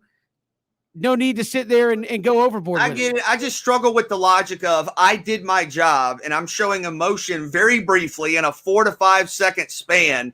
And because I was better than you at what you do, you're going to throw a baseball at me, which could hurt me and damage my career. That's crazy. So showing emotion. Remember where you're playing. I'm just saying, showing emotion and celebrating when you do something good isn't. You better know where you at. Hold on, Ben. So as an athlete, I'm a pro. You celebrating what you do is not okay, but turning around and throwing a baseball at that person, which can be very dangerous, is okay. That's crazy. Hold on. They didn't institute another rule. Listen, okay.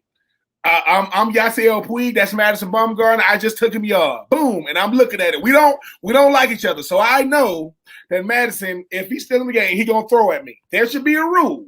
Don't clear the benches. If you throw at me and you make contact, we should be able to meet right there on the mound.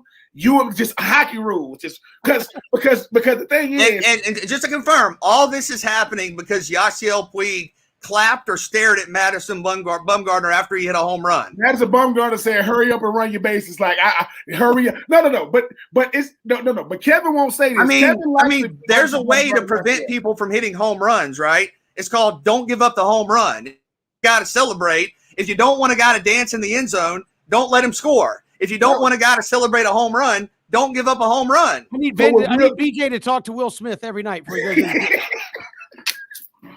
Would Will Smith be right if somebody another person went yard on him and they stared at it? Do he go, I'm gonna hit your home ball when he come up there? I'm like, well, you better hope my home ball don't hit this ball with the bat. No, I understand what Kevin is saying, but if he can hit me with the ball, I should be able to hit him with my fist. I'm just saying that's only right. That's only right. We've got more to come. It's 3 and Out all across the Southern Pigskin Radio Network.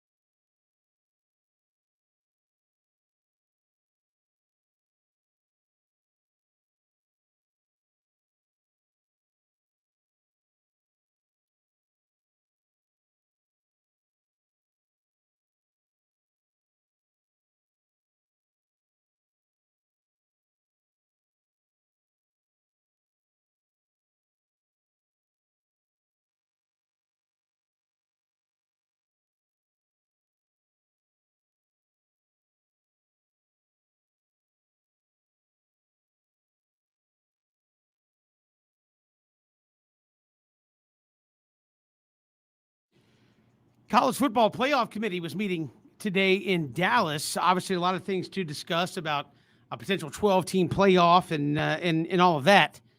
But basically, we saw the statement put out there after that meeting was, yeah, we're going to keep talking about it, and we are going to meet again next week in Chicago. So a lot still to work out here with the college football playoff. They did talk about a 17-game max.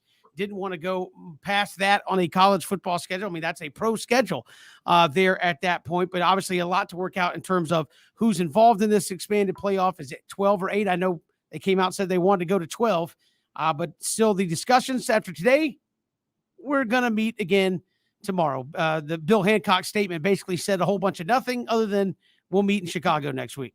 Well, yeah, I mean, regardless of when the meetings are and kind of what's next, I wonder if there is at least some behind the scenes apprehension, or maybe they already know, because we, at least from the outside looking in, don't exactly yet know when Oklahoma and Texas are going to move over to the SEC, or what's going to happen with Big 12 expansion in terms of a timetable, or how that affects the AC or Conference USA or the Sun Belt. I mean, do you guys think there might be some kind of surface hesitation or apprehension because we still haven't seen the college football realignment, I guess, process settle? No, because the thing is, this comes down to brands. This comes down to brand equity. This comes down to national appeal, and sometimes it's come down to the fact that if the committee thinks that your team is worthy enough, because BJ and Kevin, we know this, right? When it comes to college football playoff and bowl seasons, it really doesn't matter what your record was. If they vote you in, you're in. If they say you're good enough, you're in. It doesn't matter how you feel about it. So, and BJ, I know the Coastal Carolinas and the Cincinnatis of the world. This is going to come down to, is your brand recognizable enough nationally for us to put you in? Because when you start talking about who's good enough, there's a lot of teams are. But you see what happens when Clemson lose week 1? See people having meetings early and all that. Don't think that kind of stuff don't factor into it. Clemson losing week 1 to Georgia will have people pushing meetings up. And if Greg Sankey got something to do with it, it ain't nobody going to leak nothing. And it probably went well. But, BJ, once again, this comes down to national brands, brand visibility, and just from a name recognition alone. If you say a certain team, will people bat an eye? And most teams, they won't. But you start saying Coastal Carolina. Who? Cincinnati. What? So, I'm like you. We know these teams are good enough. But if BYU can't get Coastal Carolina in, maybe this is the only way they get in, by adding teams, and the sooner the better, because it doesn't matter about realignment. I mean, UCF, what is it? UCF and Houston, all these teams, they move it to another division. It's not, if it happens next year or the year after, it's about how many teams do you get in, because as old Kevin say, if we can't get you in with the money, with the 4 teams, add 8 more, and we'll get a piece of that check. Yeah, we're gonna. That's what it's all about at the end of the day, is how's that money getting divided up, and can all the major players make sure they get their share of it at the end of the day? Another hour to go here on 3 and Out. Southern Power Poll is out. Take a look at that and more. It's 3 and Out. Hit us up on Twitter at Pigskin Radio. At Pigskin Radio, we're streaming live as well on ESPNCoastal.com and on Facebook, Twitter, and YouTube. Final hour coming up next here on 3 and Out.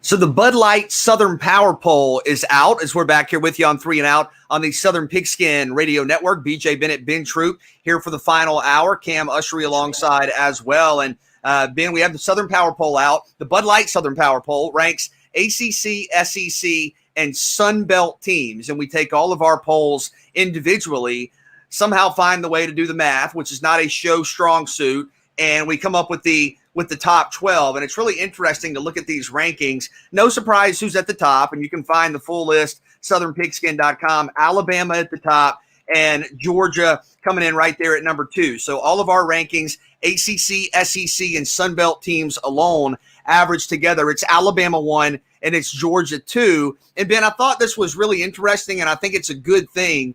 In our poll, Florida is at number 3, ahead of Clemson, ahead of undefeated Ole Miss, ahead of undefeated Texas A&M, etc. And I think it's important as we move forward in college football, and especially now that we see 15-0, 14-0 be less likely. The parity, at least for tier 2 and 3, seems to be at an all-time high. We're seeing more high-profile non-conference games. I'm glad to see that we're not ranking all of the undefeated teams, all the one-loss teams, all the two-loss teams. We've got to stop thinking binary like that. And Florida, to me, whether you're voting in the Bud Light Southern Power Poll or the AP poll or the coaches poll, playing Alabama within 2 points is more impressive than beating most teams in the country. So some folks may look at that and go, wait a second, how can Florida be number 3 when they're not undefeated? Because you're not just looking at wins and losses. You have to look at the totalities of performance, who you beat and who you lose to. To me, losing to Alabama by 2 is more impressive than almost every win we saw over the weekend. So Florida, even with a loss, is at number 3. All of our polls together, me, you, Cam, Christian, Kevin, PJ, we have Florida at number 3 in the Bud Light Southern Power Poll. BJ, does that kind of go back to when you be talking about the fact that sometimes it's not that you lose, it's who you lose to or the manner in which you lose to them? Because, I mean, obviously you look at the final score 31-29 and you say to yourself, oh, it was a very, very close game. Well, it didn't start out that way. It was 21-3. It was 21-3 in the first half, or really like first quarter when you look at Alabama and Florida was able to come back. But it shows you how much this power poll fluctuates. Like, I mean, there's a lot of things going to it. I know some of us do if these teams play head-to-head or if they play head-to-head or how the team look doing it. Look, Alabama's going to be ranked number 1 until they lose. I don't care how they look winning. We can't judge them. Oh, almost losing means you won. Just like Florida almost won mean they lost. But I will say how the team looks, the eye test does matter and who you play. But, BJ, I mean, I do agree. You think about this Florida team and understanding that Georgia is the barometer in their division. Alabama is the gold standard of college football. They are the barometer, period. If somebody would have told you that Alabama was up 21-3 against anybody in the SEC, anybody, the game is probably over with. I mean, that's it, the team. But the fact they only scored one more time and Florida was able to only lose, they didn't get a 2-point conversion. I think it definitely shows that, BJ, certain teams just play certain teams better. And maybe right now Florida is a team that's playing Alabama a lot better than other teams. And that kind of goes back to when we were saying certain teams got the best players. Certain teams just develop more. You kind of saw that on Saturday. Alabama is obviously the better team, but you look at development and what's going on in Gainesville, and you come up with a team that came up 2 points short, number 3 on the power poll. But yeah, I do give Florida a lot of credit, not because I'm always rooting for them guys. They earned it, especially Emory Jones, who you say the best, BJ. What is the quarterback going to? It's going to more RPOs, not because you got to have it, but Emory Jones did not have a good day throwing the football. But he made up for it running the football as well as that Florida run game. And dare I say, Florida almost beat Alabama at what Alabama does better than anybody, and that's run the football. They just came up a little bit short. It's the Bud Light Southern Power Poll, and I just think as we move forward as college football fans, we've got to get to the point, because of the way the game has evolved and changed, where we're not just looking at records. Yes, records are a big chunk of evaluation, but especially at the top, when you're trying to separate a one-loss team from a one-loss team, or a one-loss team from an undefeated team, or a couple of two-loss teams, you've got to appreciate the minutia of a resume. And to me, albeit in a loss, I know Kyer Elam, the Florida All-American, came out, and I'm paraphrasing, said something along the lines of, hey, we're disappointed. We wanted to win. We're not playing to play close. I agree. But from the standpoint of evaluation, that's about as good of a loss as you can have. And just about everybody's going to have a loss. So later later in the season, how will we evaluate this? Do want to ask you this real quick, Ben, then we'll get to you, Cam. Before we move down the poll, Georgia's at 2, Florida's at 3. We'll see that game in a month plus. In your mind, Ben, how close is the margin between Georgia and Florida? I don't know how big. I don't know how big the margin is anymore. BJ Dan Muller said the best 2 years ago when he said the margin was 7 points. And let's face it, Georgia's always going to have two things. Georgia's going to have most of the time a better team and a better recruiting class than Florida. That's always been the case. You can probably go back to the Mark Richt days. And BJ, I think we're going to have to see this year because it's so easy to talk about Florida is better than Georgia after Florida beats Georgia in 2020. Nobody's really saying that going into the game, but after the game, it was a total different thing. But I will say, a lot of those guys that got a chance to play last year, not named Kyle Trask, not named Kadarius Toney and Kyle Pitts, those two tight ends, Gamble and Zipper, those guys played last year in the game. Malik Davis, who you saw, those guys played. Damian Pierce. So I do think that this is going to be a 5-star culture versus 5-star development because I do think that they develop well in Florida, BJ, and it's going to make the game more intriguing. And dare I say, Florida's going to come into the game with a better running game this year than Georgia. That, to me, is the most unusual thing, which goes to show that Dan Mullen understands that I must develop where I am short at, and where he was short was the running game. And if Florida almost beat Alabama in what they do best, can Florida go back to running the football to kind of slow the game up, control the clock, to kind of put a damper on arguably the best run defense in college football? We will see come the last weekend in October. And the Bud Light Southern Power Poll, you have again Alabama 1. Clemson or Georgia 2, Florida 3, Clemson 4, Ole Miss 5, Texas A&M, who's 3-0, but has not looked great at 6, and then Arkansas at 7. Now Arkansas plays Texas A&M this weekend, and Cam, I know you have an interesting point on the Razorbacks. Yeah, I have a huge interesting point. It's something me and Christian talked about on Second Down with PJ. Arkansas has 4 straight ranked games for these next 4 weeks. I think you have Texas A&M. You have at Georgia, at Ole Miss, and then Auburn to finish off that 4-game stretch.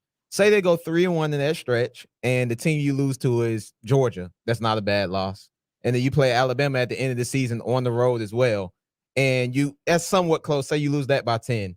Could we see a 2-loss Arkansas team in the college football playoff picture? I mean, your resume is beating Texas A&M, Ole Miss, Auburn, and I think I'm forgetting another team. And LSU. You have a win over LSU. And LSU, yeah. That's a quality resume. I think it's a great point, and I think it's reflective of the fact that when you lose, and I heard you and Christian talking about this, when you lose to Alabama, all that proves is that you're not better than Alabama. When you lose to Georgia, all that proves is that you're not better than Georgia. So in theory, if Alabama's number 1 and Georgia's number 2, and Arkansas, like you said, beats LSU, beats Texas, beats A&M, beats Auburn, beats Ole Miss, could they be 3 or 4? Absolutely. And that's why I think you have to keep in mind when you look at these power divisions, great point, Cam, with whatever division the Big Ten has with Ohio State and Michigan and Penn State and Michigan State and the SEC West, you have to understand that theoretically you could have the number 3 team in that division still be one of the 4 best teams in the country. Now, do I think it's realistic, Cam, your scenario in today's college football environment for Arkansas to still be considered? No. But where that gets interesting, guys, we're talking about last hour, the college football playoff expansion. If the pool expands and you have 12 teams, could Arkansas with that resume get into the playoff? Absolutely. Yeah. But Cam, you make a good point. But BJ, I mean, this is what I would say to Cam and you. It always starts. Listen, preseason hype has a lot to do with in-season hype and postseason hype. If they're not talking about you early and you come on late, are you a team that was on the radar? Probably not. And when we think about it, if Sam Pittman keeps doing what he's doing, he's SEC Coach of the Year. I don't care what nobody else does. I mean, Arkansas is fighting the Jets to stay relevant in the SEC West, the hardest division in football, and to get the 6 wins. How many people outside of Georgia are going to have a better out of conference win in Texas with freaking Arkansas? So I do think that when you talk about letting the regular season play out, to let the regular season control the narrative and set the storylines instead of us going in with the preconceived storylines and it don't go the way we want. So I do agree. Let me ask you, Ben, about this to that point, to Cam's point, because nobody was talking about Arkansas in the preseason. Everybody was talking about Clemson. Okay, let's just throw this idea out there. Let's say Clemson wins out, and I'll ask both of you. So Clemson wins out, they lose to Georgia. Not their fault. The ACC is not great. That's not their fault. But let's say you don't have a top 25 win the rest of the year, because I don't think right now Clemson plays a nationally ranked team. Let's say you get into the ACC championship, you beat North Carolina, so you have one top 25 win, and you lost to Georgia. You're 12-1. You're an ACC champion. You lost to Georgia. Arkansas, Cam's model, they lose to Alabama close, and they lose to Georgia close. Let's assume those teams are in the top 5. You have 2 losses to top 5 teams, including a loss to the team who Clemson lost to. Now, you have an additional loss, but it's to Alabama, the number 1 team in the country. I believe Clemson's best wins, if we kind of project it out in this world, would be North Carolina in the ACC title game, NC State, and Pitt, probably. Arkansas would have wins over Ole Miss, LSU, Texas A&M, Texas. You're talking about a team that would have a very impressive resume. Auburn, in your mind, even though Clemson's an ACC champion and would probably be ranked in the top 6 or 7, which team would have a more impressive resume?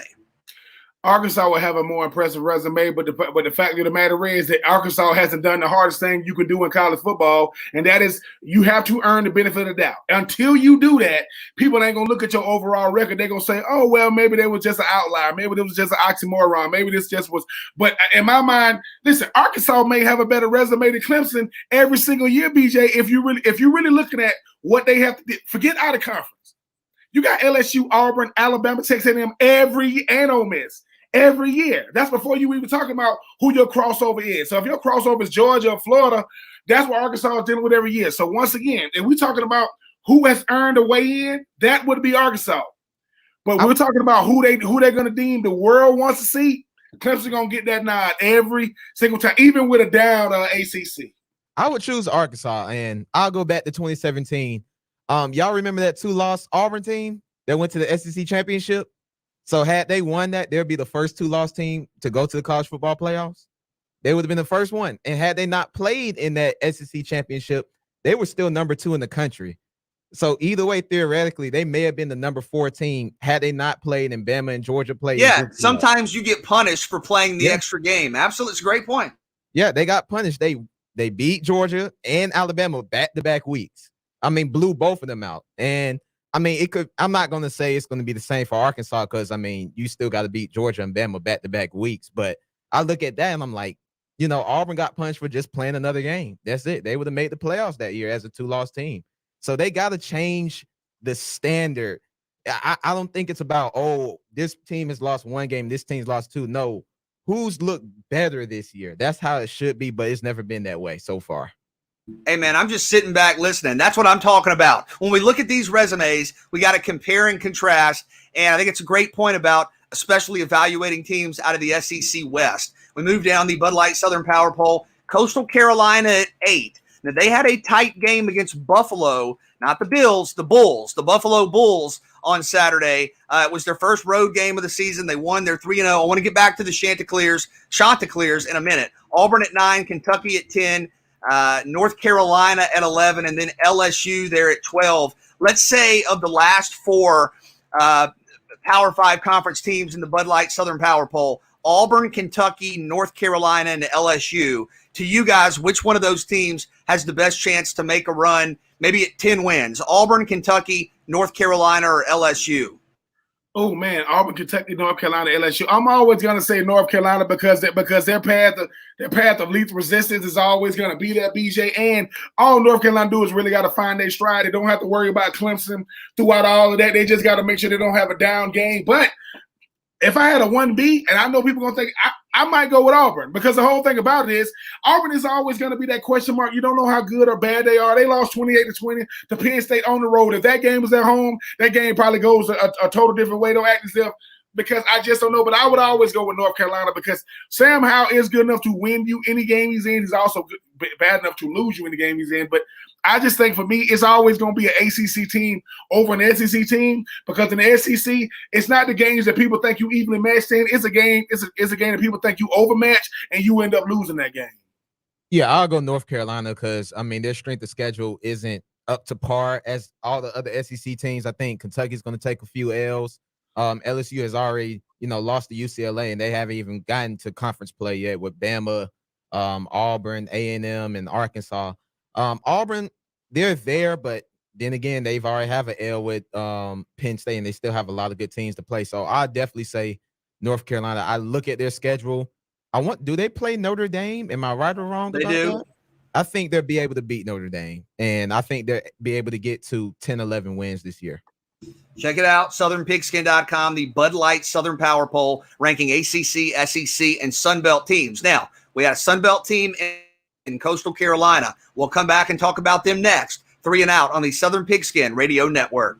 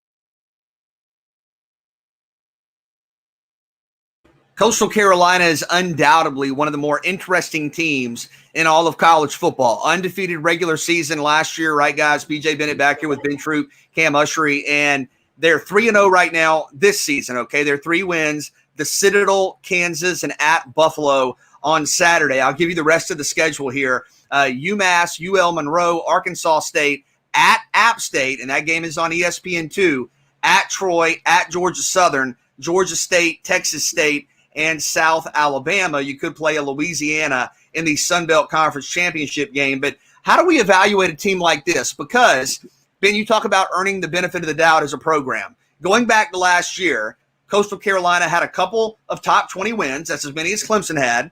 They played a team that was in the top 12 in BYU. They won that game. They played Louisiana on the road, a top 20 team. They won that game, cruised in most of their games, and played in a fantastic Cure Bowl against Liberty. And I know some folks may say, well, they lost that game. Well, Liberty had one loss. I mean, Liberty was a top 15 team, and that game went into overtime. And as we chatted with Jimmy Chadwell in the offseason, Grayson McCall was hurt in that game. They still put up 34 points. But you fast forward to this season, they're number 8 in our power poll. They're number 17 in the national polls. They're not going to play anybody in the national top 25 unless App State can get in there, and that's going to be a Wednesday night game in Boone. How do we evaluate this team? And fair, unfair, right, wrong, indifferent, Ben, if Coastal Carolina goes undefeated, finishes 12-0, beats Louisiana, let's say, in the Sun Belt title game, are they still kind of regardless looking at maybe 2 or 3 bowl games somewhere around Christmas? And are they still at arm's length, if not further away, from the more high-profile bowl games around the new year? And I don't want to say that to be disrespectful. I love all the bowl games. You and I have been to, a number of bowl games around the South, including the Cure Bowl. Great time, had a fantastic time for a great cause, obviously, very worthy cause. And we've enjoyed all the bowl games we've gone to. But is that sort of the ceiling for a program like Coastal Carolina, or could they get into the conversation of the New Year's Six, or with Cincinnati and others, is that just kind of the way it is right now? BJ, might be a little bit of both. It might be the fact that, yes, I mean, I do think that what they could probably, realistically hope for is to be in a bowl game real close to a New Year's Six. But depending on how well they play against the app when everybody's watching on ESPN2, or how Cincinnati ends up, I think what happens is with a team like Coastal Carolina, it's almost like UCF. UCF kind of started it all, going undefeated, beating Auburn. The next year playing LSU and losing. Then you got Cincinnati last year. Well, what they was able to do against Georgia, it's almost like Coastal Carolina needs them and somebody else to do it at the same time, because if it's just them, they're gonna go back to their record, to their resume. When you start talking about the UMasses and the Buffaloes, BJ, while they went like a 28-25 win over Buffalo doesn't look as good when most people don't know who Buffalo is, or they know where it is, but they don't know that they play football there. So Coastal Carolina is getting beat up because they're not App. They're not Louisiana. Whereas if Coastal Carolina was good when they first, when they was already doing these Sun Belt championships at these home stadiums, if they was in one earlier, because BJ, it doesn't matter when you peak, not that you peak, because like we talk about Florida State, right? Florida State, if this is 14 years ago, Florida State wins the benefit of the doubt, right? But now who's peaking? It's Clemson. And we were talking to somebody one time, and somebody said Clemson's on the verge of being, of going back to just, being regular if a North Carolina or a Miami or a Florida State or, emerges out of the ACC. That's the thing about Coastal Carolina is we think the Sun Belt, we don't think them first. We think App first. Then we think Louisiana. Then we think Georgia Southern. Then we think them, maybe even a Troy. Now, are they a good team? Yes, I believe Coastal Carolina. And I mean this. I used to say take away a certain teams. I don't believe that anymore. I'm gonna tell you why. Coastal Carolina does not lack talent. They don't lack scheme, and they don't lack the ability to go out there and play against anybody. They showed that against BYU. I don't want to hear after they won, oh well, it's just no. But I guess, Ben, this is my question. Okay, look at their schedule. We talked about it. If they go undefeated, or if they lose 1 or 2 games in that span, or even 3, and Kevin's talked about this, is the reality still kind of you're probably going to the New Orleans Bowl. There's just not, with the current model constructed the way it is, even if you go undefeated, opportunities with a limited non-conference schedule like this, I should add, to get into kind of the more high-profile bowl games. if they go undefeated, they will get consideration for a high-profile bowl game, because a high-profile bowl game is to show love and appreciation to the previous season of the school, no matter where the school is. Like, you can't be. And how recent have we seen Coastal Carolina be good? Well, that was last year. It's not like they was good 5 years ago when they found a way to come back. And BJ, that's the thing about Coastal Carolina other teams don't have to worry about. They have to be consistent. They can't lose 2 and 3, because if they lose 2 and 3, now they got to work themselves back up to just be relevant again. Right now, when we saw Coastal Carolina on national TV and they looked the part. People ain't talking like, oh, it's Coastal Carolina. No, I believe they can beat most teams you put them up against. That's regardless of division. That's regardless of conference. The problem is they won't get to play them. They only going to judge them off the teams they played against. So I think that they just got to continue to be consistent. And let's face it, they're the best. They're the best. What? They're the best. Group of 5. Conference out there. I mean, bar none. You don't want to play the Sun Belt. So BJ, it's going to come down to them controlling what they can control, and they got to continue winning. And whenever they're going to be on ESPN2 against App, when the world is watching, they have to put on a show, because I'm sorry, App should have beat freaking Miami, and that's where I think we are at. I'm starting to come around more as far as like what you're saying, because I'm a part of that bias, right? I'm like, oh well, no. Football is football, and you're seeing it every single day. I just think that this year, when you talk about Coastal, it's like what Jamie Chadwell said, BJ. They might be a better team than last year, but they might not have a better record. And they're not going to get – and the only teams who get recognized for that are these P5 teams or these usual suspect teams. Coastal Carolina is not a usual suspect, not even in their own conference. So I think that for them, they got to go undefeated. BJ, 2 or 3 loss season for them. They go back to, not mediocrity as a program, or mediocrity as a national perception of them, because let's face it, just like I know, the national perception has a lot to do with your program's success or failure when you talk about the type of bowl games they go to. So I do think that Coastal Carolina, if they go undefeated, they should be considered for a New Year's 6. That's regardless of what Cincinnati does. If they go undefeated and they now should is one thing. Will they? I think that's a different question. That's where it's tough. But are they into the conversation of most deserving? Because I know we do that, right? Best and most deserving. Here's an interesting question that I think will provide at least some perspective to help us process that question, because it is tough. It's very tough to compare resumes. And you do have to, like we were saying last segment, you do have to look at the overall totality of comparing and contrasting who you played, how much you won by, who you potentially lost to. But you also have to get past some of the biases, like you mentioned, of, you think about the SEC or the ACC and you go, oh, it's dramatically better than the Sun Belt. Now, is the ACC dramatically better than the Sun Belt? Here's why I want to ask you that. Do you think Coastal Carolina, and there's no way to prove or disprove this, no wrong answer, if they were in the ACC, would they be a top 3 team, a top 5 team? Would they be middle of the pack? Would they be near the bottom? If Coastal Carolina was in the ACC this season, they're probably not better than Clemson, although Clemson doesn't look great. Where would you rank them just abstractly, let's say for sake of argument, as an ACC team? They're a top 5 team, definitely. I think they're a top 3 team, probably. Because the reason why, BJ, isn't that the ACC? Like, think about it. The ACC, okay, North Carolina's being talked about because they got a guy named Sam Howell.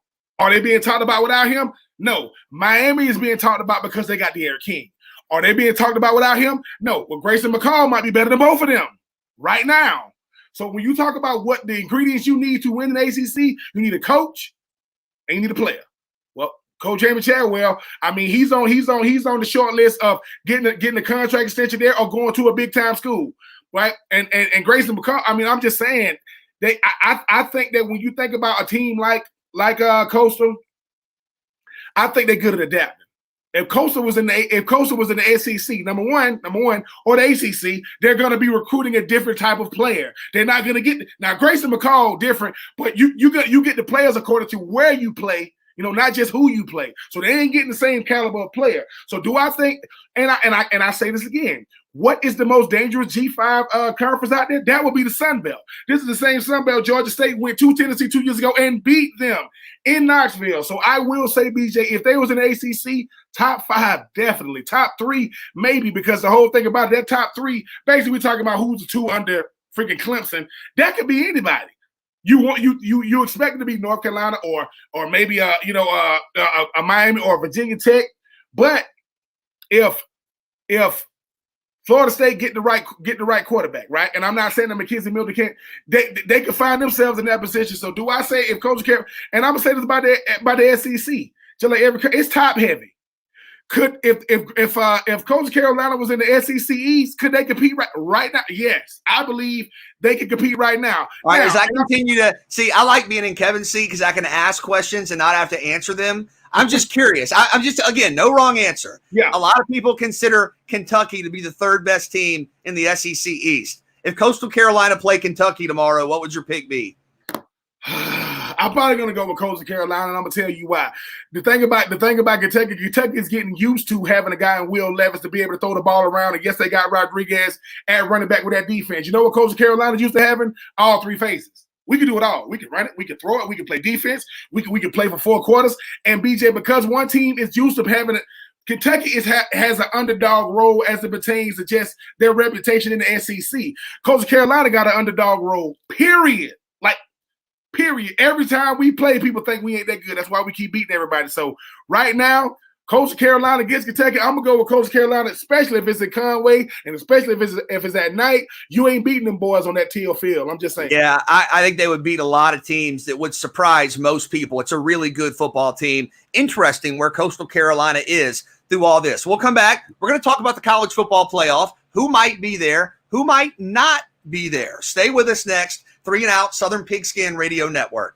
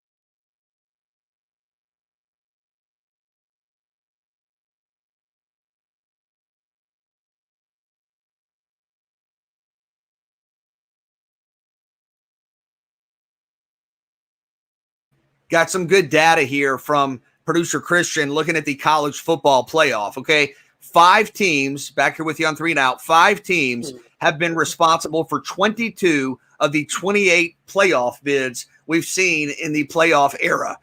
Those 5 teams, you can probably name them: Alabama, Clemson, Notre Dame, Ohio State, Oklahoma. Now you look at those 5 teams, Ben. Alabama is clearly the favorite, but I don't think they look untouchable. We saw Florida show that on Saturday. Notre Dame, I mean, good grief. Notre Dame's lucky to be ranked where they are. I mean, probably could have lost in week 1, probably should have lost in week 2. Clemson already has a loss, and I mean, it's something offensively. Ohio State already has a loss. They have a tough schedule coming up, and Oklahoma, probably the best team in the Big 12 by a decent margin, but they almost lost to Tulane. So is this a year, if some of those teams are imperfect, where, and I know Kevin has wanted to see this for a while, where we could see, could it be a Penn State? Could it be an Iowa? Could it be an Oregon? Could it be a couple of those teams where we see some new programs in the college football playoff?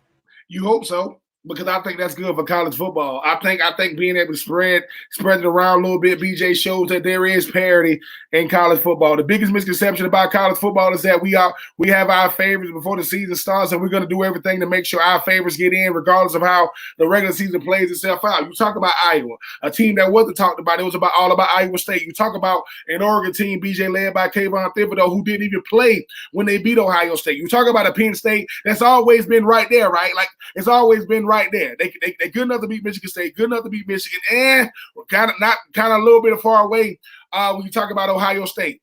Look, I get it. Notre Dame is the biggest brand in college football. Ohio State is a huge brand, just like Clemson and these different teams. But I think the regular season should play itself out. If all things are equal, we're talking about P5 now. I know we talked about Coastal Carolina last segment. If all things are equal, Penn State has the resume to get in if they win the Big Ten. Period. Iowa already beat Iowa State. No. Iowa beat the brakes off. That wasn't even a game. And College Game Day was there. If you talk about a team like Oregon, well, Oregon as of late has been the only team in the Pac-12 to be in the national championship. Last time I checked, BJ, they're a program that's been ascending, right? But they get pulled down because, just like a Clemson, or it should be, because of the UCLAs and the USCs and the Arizona State. So if Oregon can get it done, why not? Because, BJ, in a sense, right? Once again, it's like the NCAA tournament. You're gonna have a bunch of Cinderellas, but we know that the national championship is gonna be either blue blood versus a team that was right there. And the Cinderella might make it to the Final Four. They won't make it to the national championship. For some reason, it just happens like that. If this year, if it comes down to be, Alabama, Penn State, Oregon, that 4th team.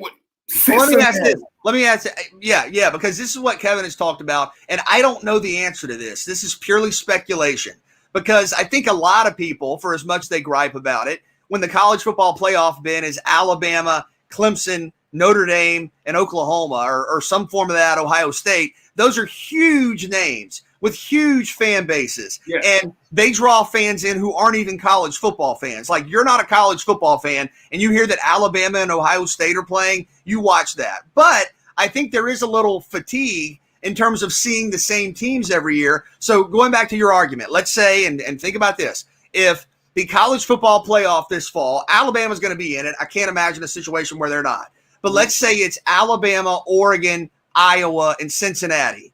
Alabama, Oregon, Iowa, and Cincinnati.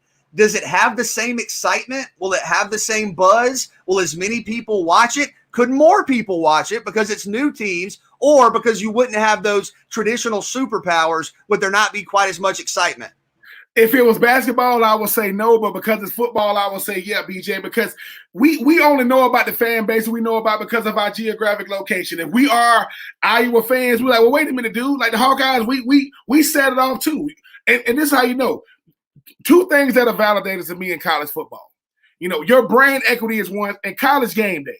College Game Day is very, very prestigious because they decide where to go. And we have to pay attention. And I like how whatever location they're at, that's the last game they talk about. They talk about everything else till you get to that game. Hey, man, look at this crowd. Corso and Herb Free, those guys. So, BJ, and you know just like I know, it's not if Iowa or Oregon make it, it's if Cincinnati. Because that's when I'm saying, okay, now college football might be working the way it was intended to work. Because, BJ, let's just be honest. And it's something I was going to talk about it. As long as Alabama's there, does it really matter who the other three are? I don't. I don't think it really matters because guess what? Everybody named Ohio State, Florida, Clemson, LSU. If you've had to win it, you've had to play them. No, whether it was the BCS or the college football playoff. So just say it's the first round is Cincinnati and Alabama. Oh, really? Like, okay. Well, let's see. And guess what, BJ? If they beat them, man, what you think that'll do for a program? What you think it'll do for a Cincinnati? If the whole world is watching Cincinnati and Alabama, and it ain't basketball. That's what I think. You make the basketball analogy, and I want to be clear here because I'm going to say we. When I mean we, I don't necessarily mean me and you. I mean like the college basketball, the college sports watching community. I think a lot of times in the NCAA tournament, we like when the Cinderella goes to the Sweet 16. We like when the Cinderella goes unless the Cinderella beats your team, then you don't like. Right, you're right. But then when the Cinderella gets to the Final Four, I think we're like, no, wait a minute, now hold on a minute. I appreciate your story, but it's the Final Four. I want to see Duke. I want to see Carolina. I want to see Kentucky. I want to see Kansas. I want to see the team that has all the NBA players. I want to see the high-profile coaches. And I wonder, I don't know this, I wonder if that's the same thing with the college football playoff where, yes, and you're right, Iowa, Oregon, these are great programs with great fan bases. But I wonder if people are saying, man, I really want to see Iowa. I really want to see Arkansas in the playoff. I really want to, I would love to see North Carolina in the play. I wonder if when we get to that point, and I'm saying we as a collective sports watching community, if in the back of our mind we're actually thinking, yeah, I kind of miss Alabama, Ohio State, Oklahoma, Notre Dame. I don't know. I think it's interesting because I do get that sense with the basketball tournament where it's like opening round, we love you. Second round, we love you. Sweet 16, this is awesome. Elite 8, wow, this is history. Final Four, where's Kansas? Where's Kentucky? So I don't know, but I do think it's going to be interesting to see. Well, BJ, I mean, but the thing is, right, we love, but just like the tournament, if it's one game. Now, regular season, I don't think Cincinnati going to be able to play with certain teams, even if they're good enough. But BJ, one game, I listen, 2 words, 2 words, Peach Bowl. You see, you put Cincinnati in there with freaking Georgia for one game. Georgia just happened to have the elite kicker. Because the better DBs that day, that would be Cincinnati. They go their DBs, their 2 corners might go, top 40, top 60. But what I love about football is when there is no safety net. If it's week 2, I got week 3, week 4, week 5, week 6. If it's week 7, I got week 8, week 9. When it's win or go home, how are you gonna call plays? How are you gonna play? And BJ, this is the thing too, really about the Iowa. You know what Big Ten football is? It is boring. It is slow. But guess what? If they make it, that's what we got to watch. Oh, my God, they finna hand the ball off again and again and again. You got a bunch of linebackers named Wisniewski and all this. But guess what? They hit hard and they run fast. BJ, we love college football first, right? We are fans of college football first. And the story, you told me this, you being a writer, you say, listen, stories write themselves. Well, I believe that in football too. We wrote our own story, man. Go look at it. And that's what the college football play. It forces us to go read books. Man, we read Ohio State every year. We read Alabama every year. We read Clemson every year. We read Georgia every year. Man, this Cincinnati story is just compelling. It is, yeah. Man, this Iowa story, man. I know they got, a bunch of corn out there, but guess, I'm just potatoes. I'm sorry. Oh, that's Idaho. They ain't even Iowa. I just think that BJ, for me, it's like this. If I get to college, right, if people look at me as a guy that should come in ready, I wasn't ready in my first year. I wasn't ready in my second. It started clicking my third, and I put it together my fourth. That's what certain teams, like Cincinnati got, hey, dude, it took us a little while to get to this level. But guess what? We here. We got a first round caliber quarterback. We got first round DBs. We got a high caliber team. Yes, our division might not be sexy, but boy, if you got the players, ask Georgia about how good we and isn't it like this on BJ when Georgia loses? Well, people didn't play. People didn't play last year for Georgia. They still won. Did Georgia say anything? So don't give me the nonsense.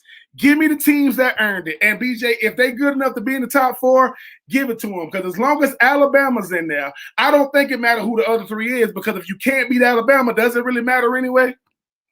We'll find out soon enough. We'll come back with more 3 and Out on the Southern Pigskin Radio Network.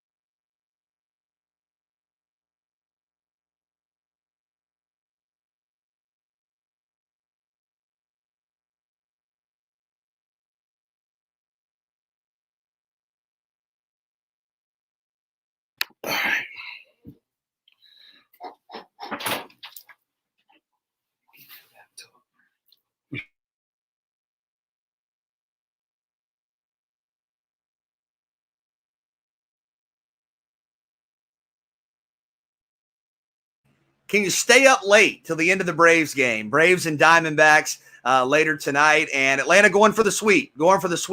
I think you're seeing a team that's playing good baseball. You're seeing a team that is trying to close the door on the Phillies. You do have that head-to-head series coming up with Philadelphia, but Ian Anderson on the mound tonight. I think you feel good about that. The way this offense is going, wrap it up. You're at 3 now. If you can get it to 4 or 5, the advantage in the NL East, it'd feel great. But I think Atlanta's found their rhythm again, been a little bit here down the stretch, and that magic number is 10. Combination of Braves wins or Phillies losses, and you have a 4th straight division title.